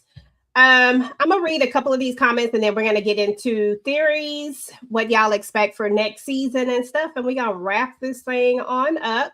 If you have any theories, please drop them inside of the chat, please. I think that the mud monster she made is a big ass talisman. Listen, I'm here for it. How do y'all feel about the number 47? I don't know how to feel about the number 47. Anybody else feel a way about the number 47? I think he or she's gonna explain it later, but any thoughts? Is that the number of people that got to be in Fromville at a given amount of time? The only thing I could think about it is that the place of Fromville, they have to have a certain amount of people there. Like, that's why when sometimes people like die off and they get like a new set of people, the only thing I could think of is that they like to have a certain amount of people there because they like for people to play certain roles while they're in Fromville. That's all I can think of about it. Matthew said that he was starting to believe that the man in white was the man in yellow playing another game. That could have been interesting. I believe Tabitha is going to make brand new talismans next season. I don't think Tabitha is that. You know what? Dang said that. Never mind. I was just going to say I don't think Tabitha is going to be that crafty. Golems are guardians, protectors, and often become dangerous, destructive monsters. Fatima equals golem. Okay. Listen, as long as she keep on protecting and she can be whatever she want to be, as long as she don't turn into one of them things for real. What if the only way to get out of the town was at night and everybody's always in the town, is always in because the monsters are out? But what if that was the case? I mean, that's actually a good thought. My daughter, she's 10 years old, and she asked me because she knows that I watch the show. And she said, what if the monsters weren't there? Could they get out at night? But they can't, but they don't know they can leave out at night because the monsters are blocking them. But what if they somehow got past the monsters and like whatever gate or portal is closed, it gets open at night, but nobody knows because the monsters are protecting it. And the 10-year-old mind of hers, because she be watching horror movies with me, that's what she thought of. Okay, listen, might be a thing. Tilly had 4 kids, 7 grandchildren. The radio is on 47 people in the town. Oh, it was 47 people in the town, wasn't it? when they asked how many people were in this. I forgot about that. Look at you. See, y'all be thinking. I don't be thinking about that. I feel like with like 47, but now we're down to possibly 3 with Fatima. So now we're down to 44 because it was 47 whenever they first realized Smiley was back and Boyd was sitting there counting bullets. Oh wait, that was even before. Was that before Roger? That was before Roger. They lost a whole lot of people since then. So that could be why time is moving so much faster as well. Maybe because they're losing so many people now, it could be winding down. So that is a possibility. Mm-hmm. Yeah. Somebody said the boy in white is probably Jade and Tabitha's son. And somebody said that people are going to die next season. Yes, they are. Oh, yeah. The massacre is coming. Everybody's dying. Damn it. Everybody's going. The massacre is coming. Unless Julie can stop it and Storywalk and get help from Victor, but they want to bull crap, so. Matthew said $25 going to the panel member with the best theory. Okay. Yeah, I'm going to take myself on out of that. Sorry. Yeah. Stand. Tika said, I ain't even got it in me. But listen, y'all, we're going to go ahead and move to the theories. We are going to go ahead and move to the theories. Our theories, or what do you think is just going to happen next season? It don't necessarily have to be like a big, theory. Just like, what are your thoughts over what's to come based off of where we were at? I'm gonna start with Tamika, Tika, Quana, then I'll go, and then we'll let Kay have the last go. As a matter of fact, I'll go after Tamika. Then we'll let Quana and Kay have the last go around because they be having the best theories. So Tamika, I'm gonna let you go ahead and start. Not that you don't have theories too, but I ain't got no big theories. My theory is that I agree with the comment that said Fatima equals the golem. I'm going with that. I got faith that she's gonna be our protector as we come into season 5. I still stand by these pictures being important and us needing to look at these drawings to help us lead the way. Maybe that could help Julie bookmark stuff so she could get out here and do her damn story walking and stop bull crapping. Henry gotta go. What's her name? Carla. She should be the first one to get it as soon as we open up with season 5. I want to see her going. I don't know whether we get another car or bus or something coming in right now because we might wait till the end of the season for that because they do need to replace those people. But at the same time, now we literally almost at the end of this cycle, we turning up and stuff being crazy, so they may just wait till they end out in the massacre and everything else. I don't know which way they're going with that. But yeah, I think that she should be number 1 on the list. And I'm wondering if one of the times when Julie's story walks back, will she see Sophia and be able to be like, oh shit, bitch, it's you, and come back and tell them anything about it? Like, if it ain't none of that, then I don't want it. That's the only thing I can really think of right now. Mm-hmm. Okay. Yeah. We might have to tie Ellis to the damn tree because I know I heard Kay say something about he gonna be going down there looking for about some years. Boy gonna have to tie him down.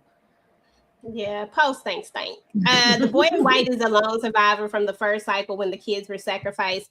He's a spirit. His soul is trapped in Fromville. That could very well be true. Tikadushi, final thoughts on what you believe could possibly happen or any major theories? It's in my mind, or the best thing for them to do is take their ass back out there, pull that tree back up, and seal that thing back around. Because nobody told them to open that in the first place. If they pulled it down, they could put it back up some kind of way. I need Patty to be gone. I'm sick of her hollering and screaming every time. Girl, you done seen these monsters 1,000,005 times. Let it go. Or shoot yourself. I'm sorry. Okay, don't say that, Lord. I'm sorry. Pop yourself. She gotta go. I'm sick of her. She just I don't know how I forgot about her. You right. Yes, she in the way. Patty. Just shout out to my boy Ellis. If you need somebody, I'm here for you. Boyd is going through it. I like him sometimes young, but not that young. But Boyd is going through it. I'm pissed. And see, this is Christy's karma, and these aren't theories. These are just thoughts. Okay, This is Christy's karma for not giving Boyd medicine when he asked her for something to help him calm down. So that's why Marielle had to get taken up out of there. That's her karma for lying to that man, saying that she didn't have anything in there to give him, right? So hey, what goes around comes around. Ethan, She didn't. She was that medicine was for for Marielle when she was feeding. It was so much more medicine in there. She could have gave him a shot of something, even if it was a pop of that morphine or a crushed pill or a placebo. Somebody said give him a placebo, make him think he's taking something. She didn't even want to give him that. So yeah, that's her karma. Boyd, yeah, I need Boyd I need him to center. Like I need him to center and focus. Once upon a time, he was able to maneuver, do all the things. Now all this stuff is happening to him, and it's just got him, haywire. And he need to just give, since they always talk about Ellis doesn't do anything, just turn the whole community over to Ellis. Let Ellis run it and see what his daddy had to go through. Let Ellis, give my boy Ellis a job. I'm just saying. Sophia in yellow is, I don't know if she's gonna shapeshift and turn into what's the fool name? Elgin. I don't know if she's gonna shapeshift and turn into him, because you gotta answer to where is Elgin. Like, even though Elgin, I mean, he stands out. He's very tall and one eye, so like he stands out. Somebody's gonna miss him. And maybe she may have to shapeshift into him. Clara, she can go. She on the list of people that can go after seeing that she was the mole. I'm big mad. Of course, the most unexpected individual. That's it. Fatima, baby, you move into the outhouse. You move into that place where you delivered your baby Smiley. Like, you can't, we love you, we appreciated you, we appreciated your good weed, but you can't stay amongst us. That's over with. So those are just my thoughts, no real theories, and I'm ready for the season to come back already. Okay, that part. Boyd handshaking, seeing visions. I won't be surprised if last episode of the season he turns into a monster. I really hope that they do not do that to Boyd. Parkinson's. You know what I'm saying? Like, I really would hope that wouldn't be the case, because he done went through all of this just to end up being one of those. He just need to go ahead and take one of them bullets and go. I done told y'all. And y'all already know. I ain't got to tell y'all no more. Y'all know. Quanta, listen, I ain't really got no theories or anything like that. Let me tell y'all what I'm excited to see. I just need to see a bunch of people go, because y'all think I'm playing with y'all, but I really think we're about to see everybody go. Okay, what was you just singing in the chat? Hey, push them to the edge. All my friends are dead. Yeah, everybody needs to go. Everybody's gonna die, and that's it. Ethan is going to be the lone survivor, and that's going to be it. And we're going to start the cycle all over again. And then we're going to get a new From spinoff, and it's going to be called something else. We'll figure out the title later. But that's what's going to happen. Those are my theories.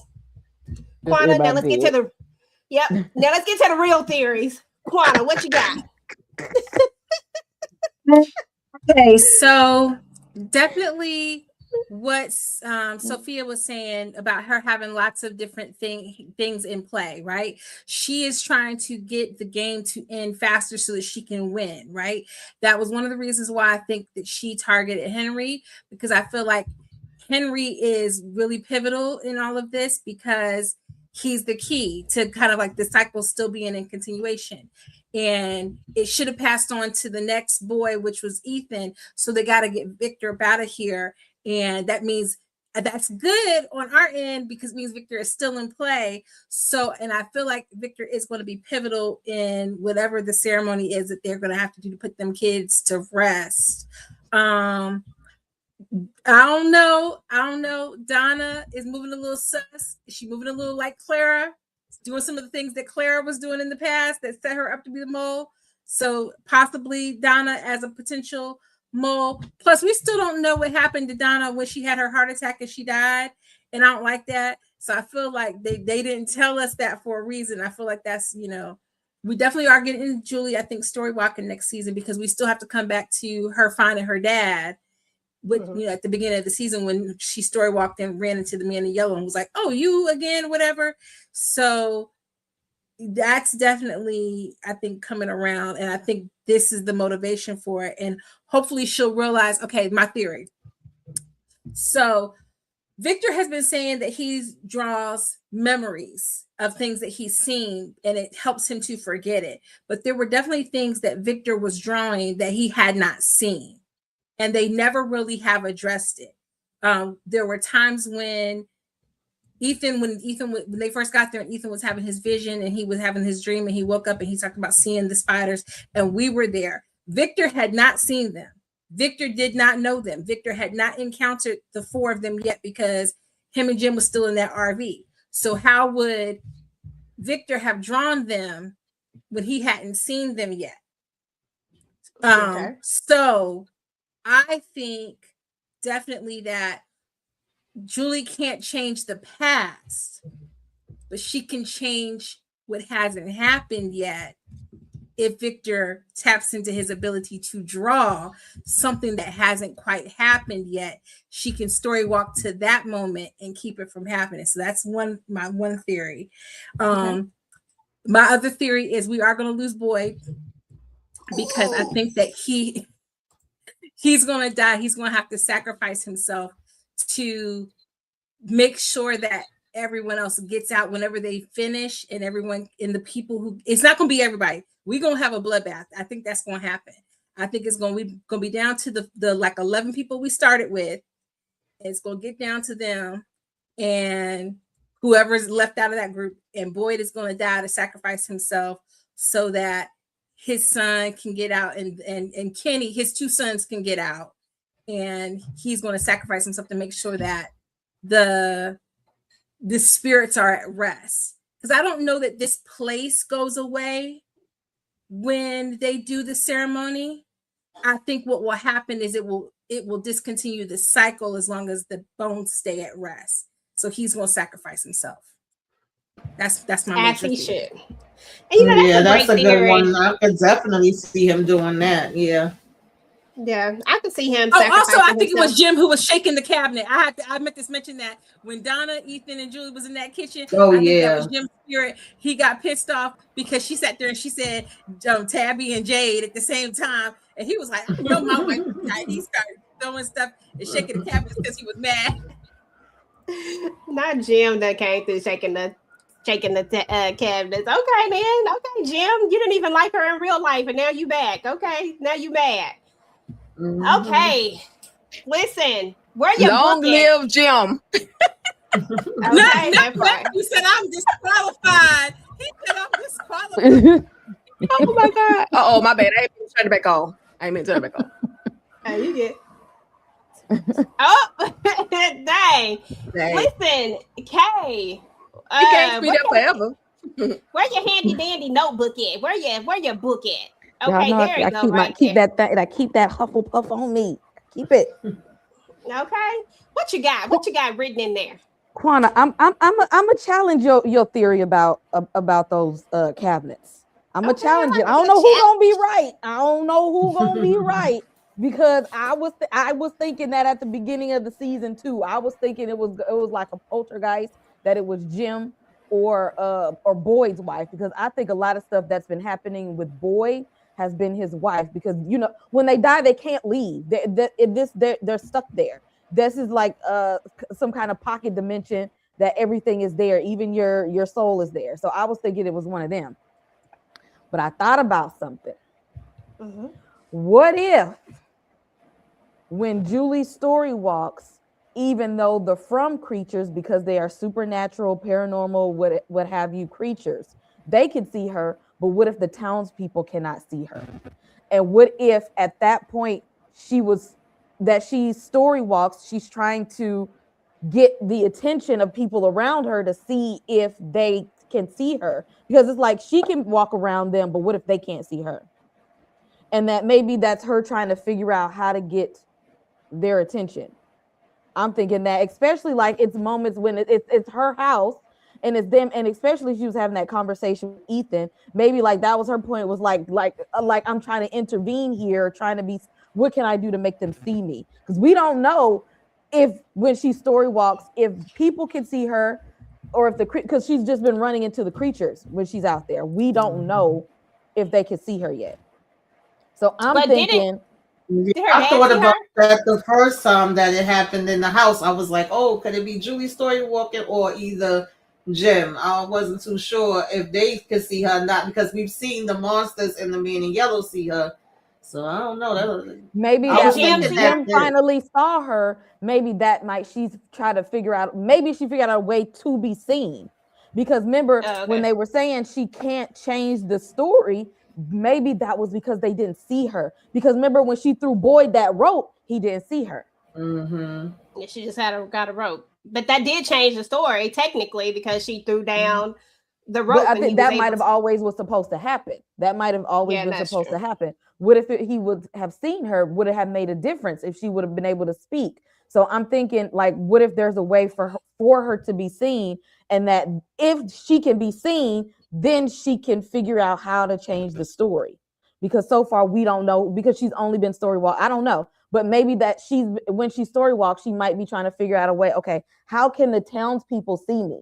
Because they need to see her in order for her to change something. You know what I'm saying? She has to be seen by people in order for her to change something. And if she story walks and only the creatures see her, she definitely can't change anything. So I'm thinking maybe that could be a part of it. So question. So when she story walked the one time that we saw her story walk, like really story walk, that we didn't know she was story walking, didn't Jim see her when she was trying to warn him? Did he see her or did he not see her? I can't remember at this point. When the man in yellow was there, did Jim see her? I think he's seen her, but I think maybe like that might have been the time, because I think that they were saying like that was the closest she ever got. I think that might have been the time she was able to be seen at that time. Okay, I got you. Like she's evolved, like she kept. But yeah, I feel like it's a power that's like evolving for her. Like, okay, like maybe I can story walk, then I can be able to like bookmark a page, or maybe they can't see me, but how can I figure out a way for them to see me? Because if they can see me, then I can intervene, then I can be a part, then I can change something. So maybe it got to a point where she got to that level where she can be seen. Gotcha. Because that might have been the closest she's ever gotten. So it might be that maybe she got to practice and evolve on that thing. So, you know, we'll see on that next season. Okay. As far as the Fromville, so instead of there being a final boss, and now I'm like, okay, now we got to look at it as from this last episode. I think there is a final boss, but I don't think that it's the final boss that we thought it was going to be. Like there's an entity above the man in yellow. I think that all of this is, if we can look at it as like a game, and the final boss is the one who is in charge of the game, because the man in yellow, it can't be the final boss because he still has rules. There's things that the man in yellow can and cannot do. He's trying to win this so-called game that the final boss is actually in charge of. That's who I think is the one who made that earthquake, because it's just like, oh, it's like, you know, sometimes when you start winning and like there's stuff like, I was thinking about like Hunger Games, you know, when it's just like, oh, wait a minute, they starting to do too much. And then like the game makers like, oh, we finna make it rain or something. We finna do this, or we finna put out gas. Even though there's like good or bad people, the person who is making the game itself can also manipulate what's going on in there. And I do also look at the boy in white, the colors white that symbol like purity. I think of if we thinking about like religious stuff, if we think about maybe not God but Jesus, there people do have free will. So the boy in white is like, I can, like when Tika was saying, like I can like only kind of guide you, like I can't do it for you, but like I can help you along the way, but I can only do certain things. And they're both trying, they both have an agenda though. They both have an agenda. I think the boy in white's agenda is for good, and it is to save the children so they can get out of this game. Just like but the man in yellow, I'm still holding on to my necromancy theory. The man in yellow wants everybody to stay there because he feeds off death. So he wins the game. He becomes more powerful the more people die. That's what gives him that's what gives him, and I feel like the more he wins, he gets an extra advantage in the next game. Like, so the more we win, the more death comes to me. That's what powers me up. I get more advantages in the next game. Yeah. And so far, the boy in white hasn't been winning any, so he doesn't have any advantages. His thing is like, I don't want to keep people here. I want the game to be over and done, and we don't play anymore. Yeah. But I definitely think the final boss is this sacred ground itself, and there is no winning and destroying. You literally just they have to do what they have to do to get out of here, because the game is going to be the game itself. I think the man in yellow is tied to that place. Yeah. When I was thinking about it, when I was actually putting some thought into it, I was kind of thinking along those same lines too, like looking at it as this big game, because she kept calling it a game. And I was like, well, they keep like, you know how in a game, everything gets harder and harder and harder, and they take away these little things. Like, it starts out easy, like how they started out. They were able to find food, and they were able to make shelter. You know, like when the game first started out, it's always going to be hectic, right? It's always going to be a little bit hectic because you got to figure out how to survive, like a survival game, right? I love a good survival game. You got to figure out how to survive. You got to figure out how to get shelter, how to get water, how to get all these things. And all of that stuff was easy for them at first. You know what I'm saying? Like, as they kind of keep going on, they were able to make a greenhouse. They was out there making weed. Come on now. They was out there making that ganja. So, you know, they were starting to really, and then as soon as they started to get comfortable, then these little things started happening. It get a little bit harder. The weather started changing. They ain't never had the weather change before. And it's always tied to, as soon as someone gets a little bit further along, then something else happens. Something negative happens. Just like any game that you play, you get further along and then boom, something happens. So I did kind of correlate it that way as well, because that's exactly what it feels like. And I used to go back and forth with who was the big boss, but I had come to the realization that I don't think that it's the man in yellow either, because of the exact same thing that you said, because of the rules, because I feel like the big person would not have rules. Like they would just have it ain't finna be no rules, but the man in yellow is so connected to these rules and playing the game, which makes you think that someone else is in charge, because of the way that he has to win and the way that everything has to be followed. So why are you like, I don't know. It's just something weird about that. I don't think that I think that there's something else there too. Now, I didn't think it was the ground or the place, as you were saying. I didn't know what it was, but I like that thought process, that the place itself. But I don't think that he was the one who granted them the the reverse immortality, because that was the BS right there. That was like a genie trick, one of them old crazy genie tricks. But I do think that it's just like that. So I can't wait to see how we are going to go into the next season with this. Like, this is getting crazy, and the fact that this is going to be the last season is just, everything is on the table now. So y'all, we got to see how this is all going to play out in the end. Listen, we appreciate everybody that came through. This has been fun, y'all. Like, we've talked about From all season long. It's been some really, really good theories. Even those of us who are not, don't really be jumping into those theories. We tried. We put our best foot forward. I think we all did really, really good. But we got the queen of the theories here. We appreciate y'all for coming up with these well thought out theories. And we appreciate all of y'all for putting up with all of our shenanigans as well, because we know we have a lot of them. Now, shout out to Ellis, because we do hope that next season they do put him in charge. What? We are not for the end talking about shout out to Ellis. Yes. Absolutely. Absolutely. Shout out to Ellis. This one went completely unhinged, because ain't no way. Ain't no way. Yep. Listen, they gonna put him in charge. Ellis is about to be in charge of something. Come go around. I was with Tika when she said that. I was like, Ellis gonna need something to do. Y'all don't understand. Like, Ellis is gonna need a job. at this point. So we're gonna have to put Ellis in charge of something. We tried to put him in charge of the small council, but apparently they didn't want to do that. They didn't want to come tell him so he could go tell the small council. So never mind all of that. Ellis gonna be trying to sneak underground every 5 damn minutes. Don't put him in charge of nothing. He gonna come back a stronger man.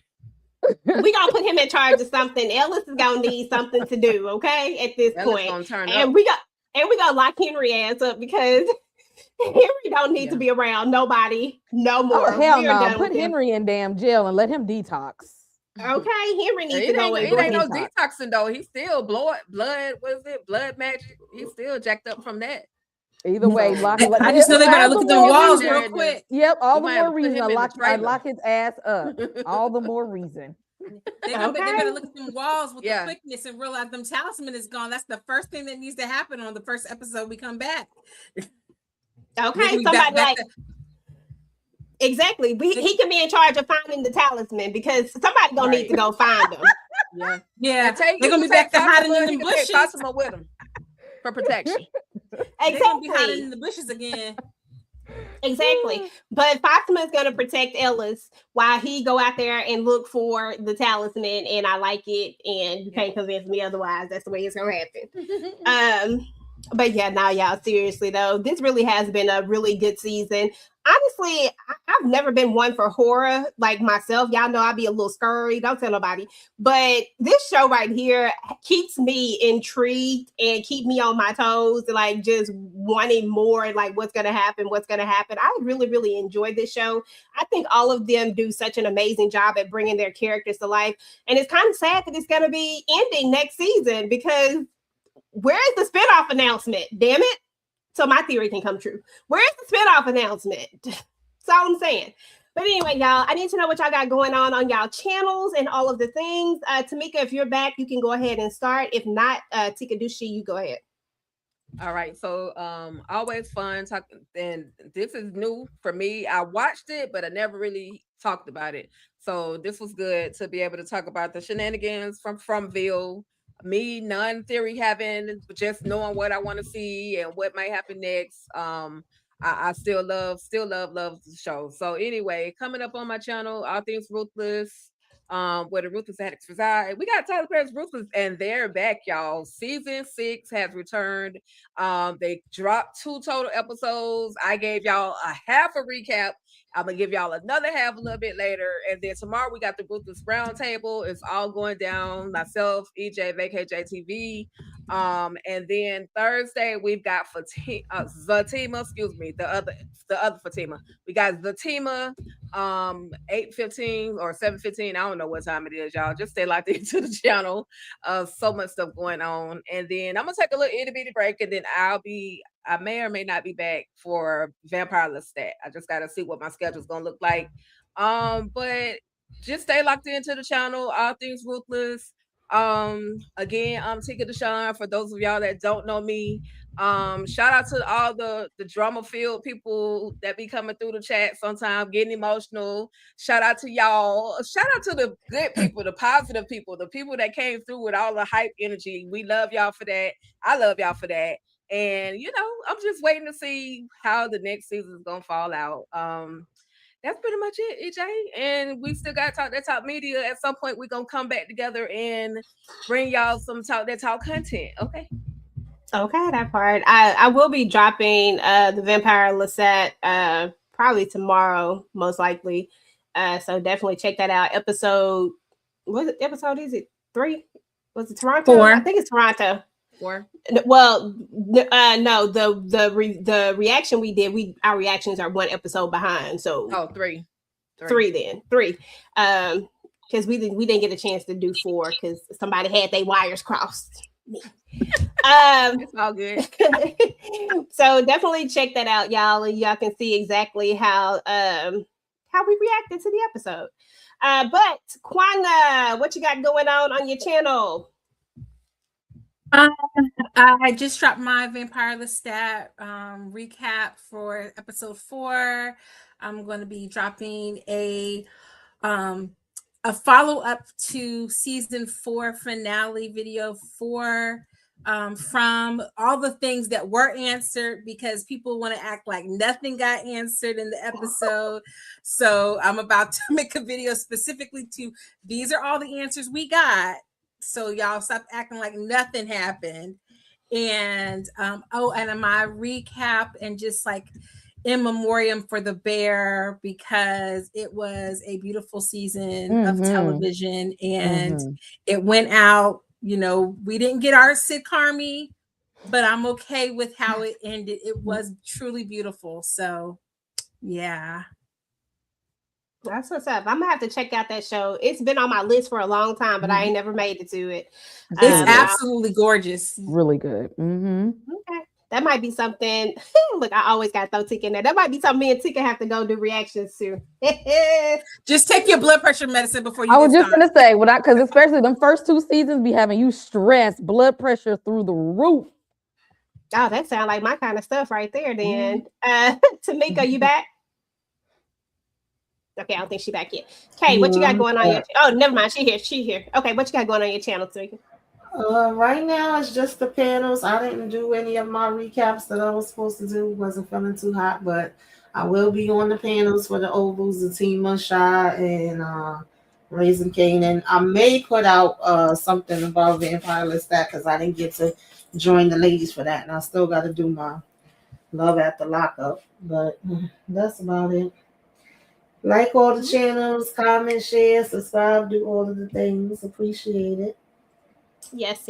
Please make sure that you are subscribed to all of the channels up here. Everybody does different types of content. I mean, we do similar content, but everybody probably has some shows that they do that's different. And of course, the delivery is always going to be different. So just make sure that you're subscribed to all the channels.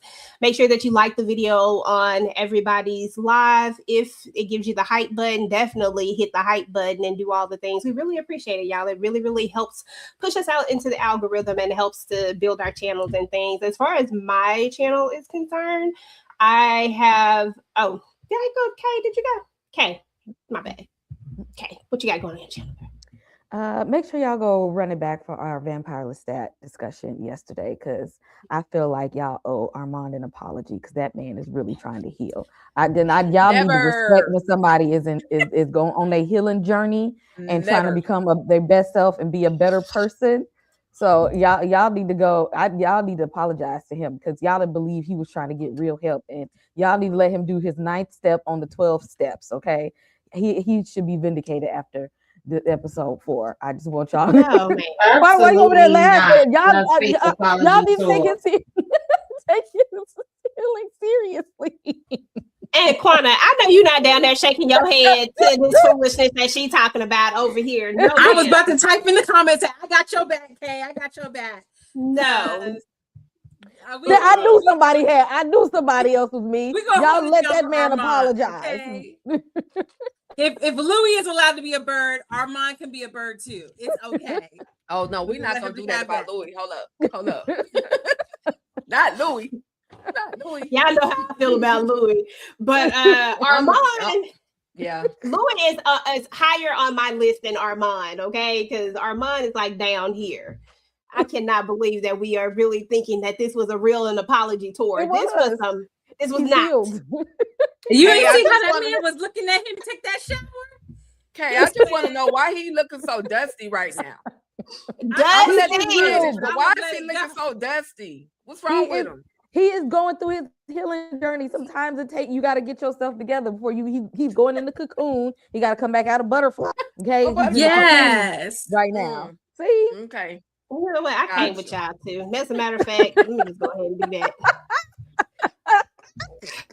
Exactly. Okay. I'm Team Armand, Team Gremlin. Armand told the truth. So I'm just going to say, go run that back, and I explain in detail why Armand was serious and Louis need to get on the same type of healing journey with the stuff that he on. So y'all run that up. And as for my channel, dropped a quick review for Strung on Peacock. If y'all have not seen it, it was released on Friday. Tyler Perry, Jason Blum. Quana, I seen your review on TikTok. I don't know why you expected it to be something that it wasn't. I don't know what. When I seen Jason Blum, I was like, cool. And then Tyler Perry, I said, oh hell, this is gonna be messy, and it was very messy. So I hope y'all don't think that it's not scary for people who don't want to watch scary stuff, but watch Strong. Chloe Bailey, Lynn Whitfield, messiness. But I got a quick review. No, it wasn't the greatest thing ever, but it's worth a watch anyway. Just don't be leaving Malcolm out of it, because wasn't this a Malcolm Lee director? Malcolm Lee project. All Tyler Perry did was give some money to make it. Yep, Malcolm Lee. That's why I had hopes. That's why I had hopes. Get all these Tyler. God. Like, but guess what? I bet because Tyler Perry's name was attached to it, 1 million of some people or more watched it. So shout and they got exactly what Tyler Perry would have gave it to him. So like I said, it's worth a watch, but y'all don't expect no kind of horror thriller type thing to be going on in there. You know, just it was like a messy ass family drama. So I got a quick review on my channel for that, if y'all haven't seen it.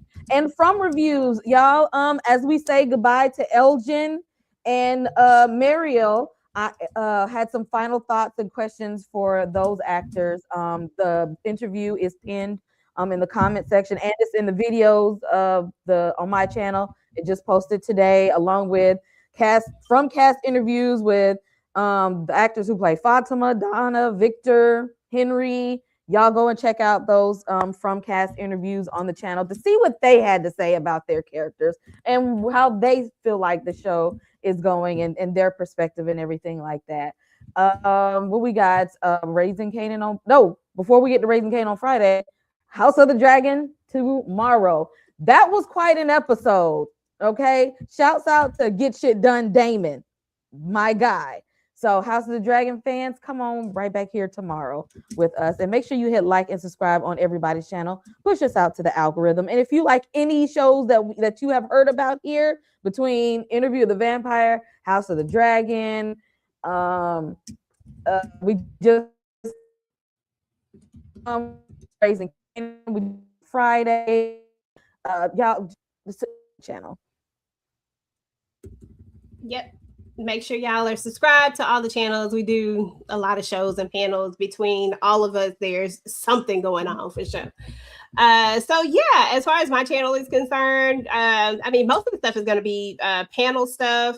I'll be dropping probably more like videos probably starting in August, but right now I'm just kind of on panels and trying to get back in the mode. Y'all, when y'all go off of YouTube for a second, you gotta get back together, because it is not like not an easy jump right back into it. You gotta like bring yourself back together to get stuff going. So yeah, just stick with your girl. I'm definitely here for the panels. Raising Kanan, House of the Dragon, we definitely got to talk about that. That was so good. And then no more from. And if you are hanging out with us for House of the Dragon, just know that we will be moving it to Tuesdays to take the place of From. So, but we'll also let you know that on tomorrow. Again, we'll remind y'all that we'll be moving that to Tuesdays. And then Virtual Club Eden. Okay, it's always a vibe over there. We are still in our final season of Virtual Club Eden over here hanging out with Madam. So please make sure that y'all come through for that if you are a All the Queens Men's fan. I will be hanging out, back to the OG Ruthless Roundtable. We will be back on Wednesdays, I believe. So definitely come hang out with us for that, for all the shenanigans of that. And other than that, just keep your notifications turned on and do all the things. And y'all, we appreciate each and every one of you for coming through. Again, this has been a very fun-filled From situation. Quana, we appreciate having you. I feel like I know I've been on a panel with you, but we had you like the whole time. So we really, really appreciate you coming through and hanging out with us. Please don't be a stranger and come back and hang out with us again. I love the foolishness. I'm here for a good kiki, a good caca, and you give a good kiki and a good caca, and I love that.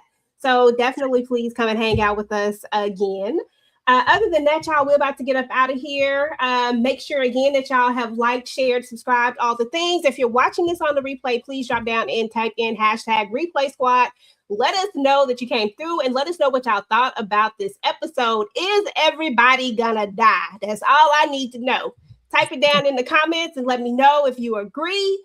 And if not, go ahead and drop your theories. And listen, we will see y'all next season for From again, and we will talk to y'all later. Peace. I'm filling them with octane, got them gassed up, about to get blasted up, stuck. The last one was the most brother miss him. I seen him when he kissed him at the wake, made his body shit. The high guy in 850, eyes smoked it, rap terror, more chrome and terror. Street fly about deliverance, the fifth is conspicuous. Bad boy slipped in 95, ridiculous. My rap rhymes is like